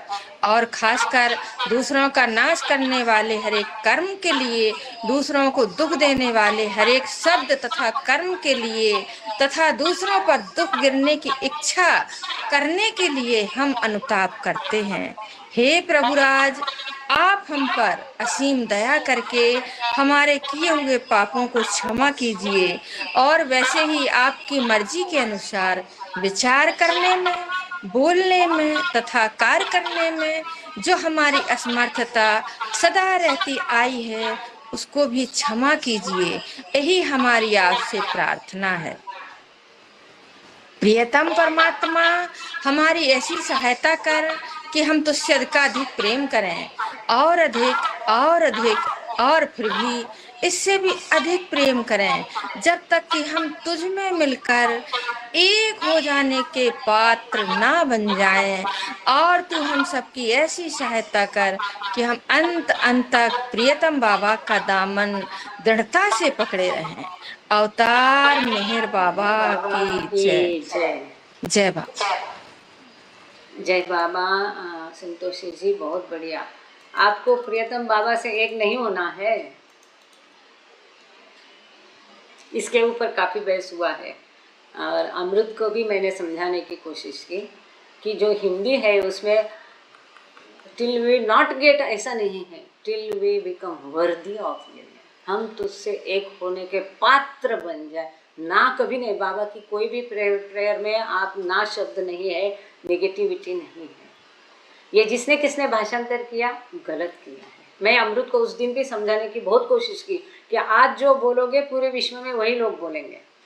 आप देखो, till we get worthy of union with you, उसमें ऐसा लिखा है till we not get worthy of union with you, ऐसा शब्द है, इंग्लिश में नहीं है। आपको मैं डांटने नहीं, पर आपके जरिए सबको ये बहुत सुंदर प्रेयर बोला, मुझे बहुत अच्छा लगा। हमारे रांगोळे काका हमेशा बोलते थे प्रेयर ऐसी बोलनी है जैसे हम बाबा से आपसी बात कर रहे हैं प्रेम से। तो आपने प्रेयर तो अच्छी बोली, लेकिन मतलब ये मेरा कहना है, मेरा ये मानना है, जैसा कि पहले ऐसा ही था हिंदी में, जो मूल भाषांतर में ना शब्द नहीं है, till we get worthy of union, जब तक कि हम तुझमें मिलकर एक हो जाने के पात्र बन जाए तब तक हम तुझसे प्रेम करें। तो आप लोग खुद ही सोचो और ये बदलाव जरूर करना। Thank you. जय बाबा। शैलजा पैठणकर जी, आरती के लिए आप आइए। फिर अहिंसा है, जय बाबा। अहिंसा जी। जय बाबा। जय बाबा। आवाज आ रही है? जय आवाज बाबा। आ रही? हाँ जी, हाँ। जी आ रहे शुरू करिए। फिर अहिंसा जी रेडी रहना। अवतार उसके मेहर पश्चात बाबा की जय। की जय। बुझावे नार चहलत नीक रखुदा, रस्ते परवा तो छिलागी, आस भक्तों ने के बख्शे नूरे मातु, अयाम चत मेहर बाबा चरण पर, तुझ न धरिए उदाना, जातती वाके हथई पे तो मेहर बातु, तुझे माँ लिख की कतनो दुआशिक, मीने यार बबी तुझे धरी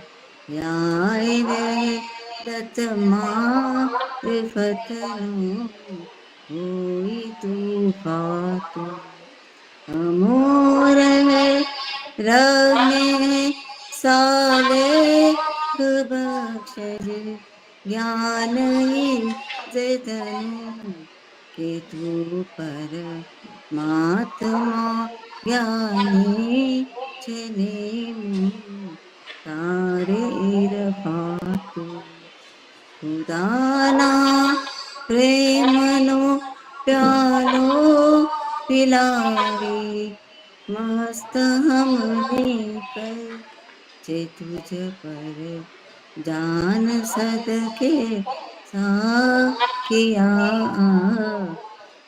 भय मातु हमारी नाव भर दरिए तरावे तो हमें तरिए हमारा ना खुदा है मेहरबान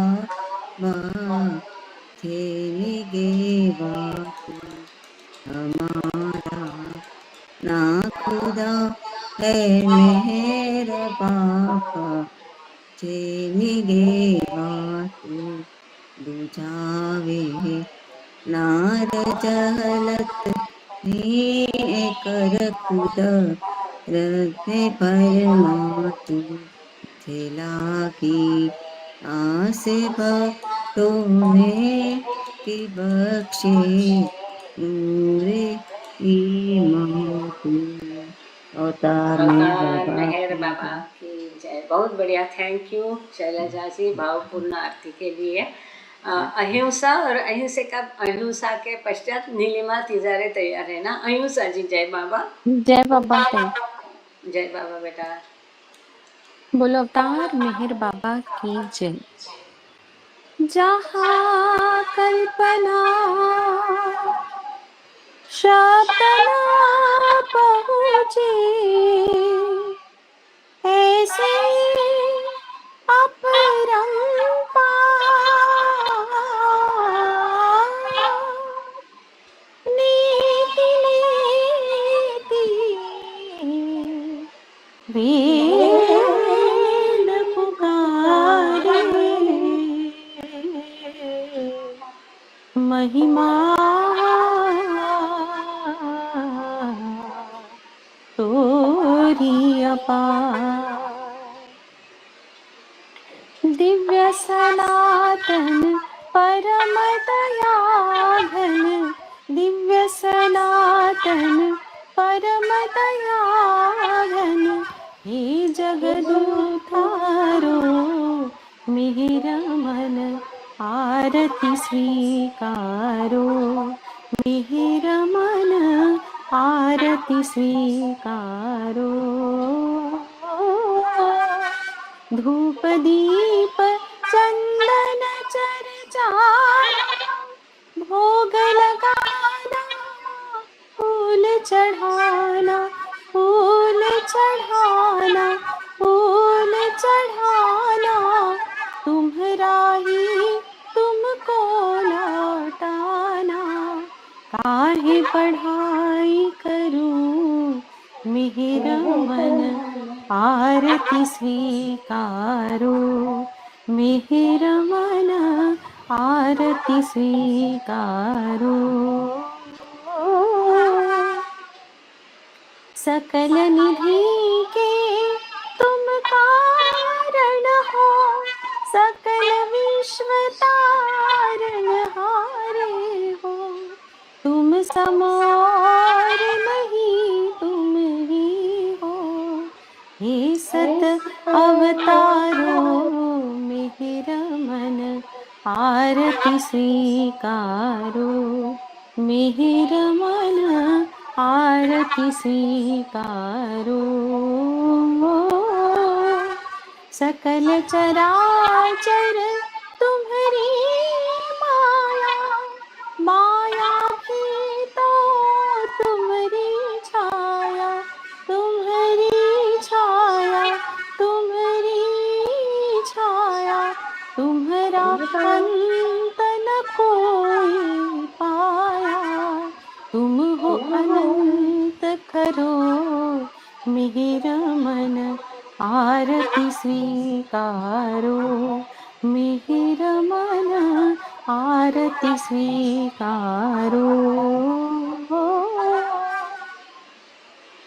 अपने को जब जो नहीं जाने महिमा तुम्हारी क्या पहचाने क्या पहचाने क्या पहचाने जो कुछ भी कहते जाने गुण गाते तुम्हारो मिहिर मन आरती स्वीकारो मिहिर मन आरती स्वीकारो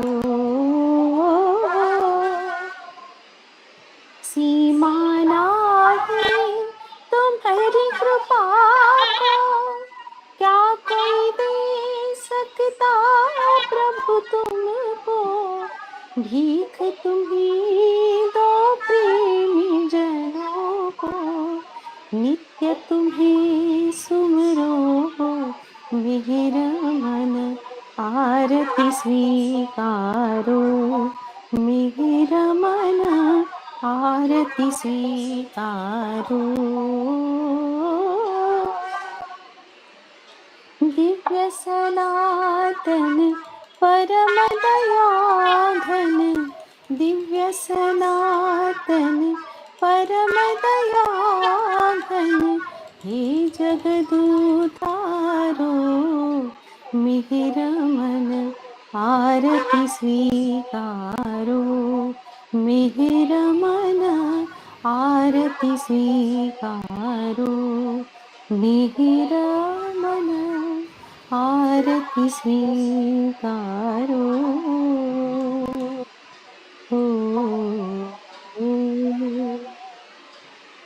बोला मेहर बाबा की जय। मेहर मेहर बाबा की जय। अवतार मेहर बाबा की जय। थैंक यू बेटा, बहुत बढ़िया। जय बाबा, जय बाबा। नीलिमा जी, जय बाबा। जय बाबा। अवतार मेहर बाबा की जय। जय मेहर अवतार प्रभु जय मेहर अवतार आरती तेरी उतारू आरती तेरी उतारू करूँ तेरी जयकार प्रभु जय मेहर अवतार मन नयनन से निरखूं तुमको मन की बाजे तार प्रभु मन की बाजे तार मन ही मन प्रार्थूं मैं मन ही मन प्रार्थूं मैं आरती हो स्वीकार प्रभु जय मेहर अवतार मन की ज्योत जलाऊं चढ़ाऊं मन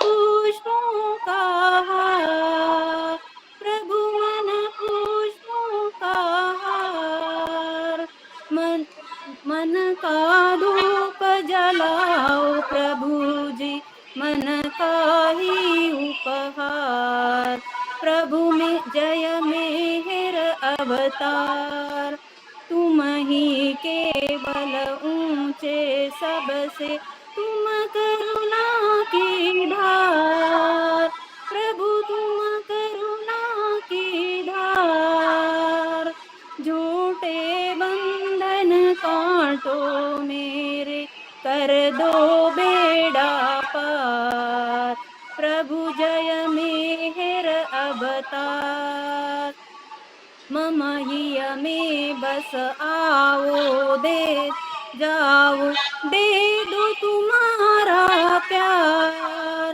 प्रभु दे दो तुम्हारा प्यार प्रेमी जन गुण गावे निस दिन प्रभु तुम्हारे दरबार प्रभु जय मेहर अवतार जय मेहर अवतार प्रभु जय मेहर अवतार आरती तेरी उतारू आरती तेरी उतारू करूँ तेरी जयकार प्रभु जय मेहर अवतार अवतार मेहर बाबा की जय। जय बाबा। थैंक यू नीलिमा जी।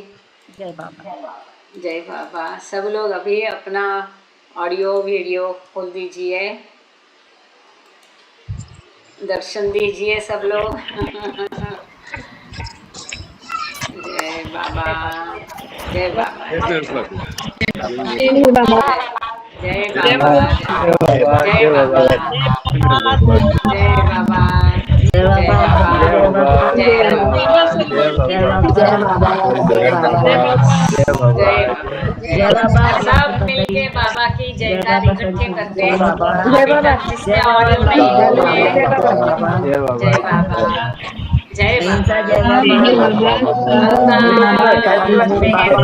संतोषी भाभी हैप्पी बर्थडे। अवतार मेहर बाबा की जय आपका मेहर बर्थडे। जय बाबा जय बाबा जय बाबा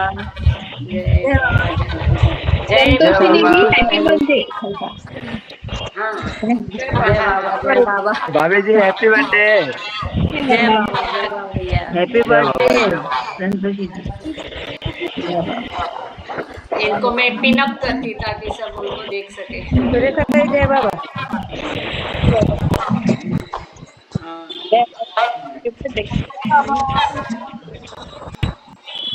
जय बाबा जय बाबा जय बाबा जय बाबा चाची जी जय बाबा जय बाबा जय बाबा जय बाबा सभी को जय मेहर बाबा। बाबा को बहुत बहुत धन्यवाद। जय बाबा।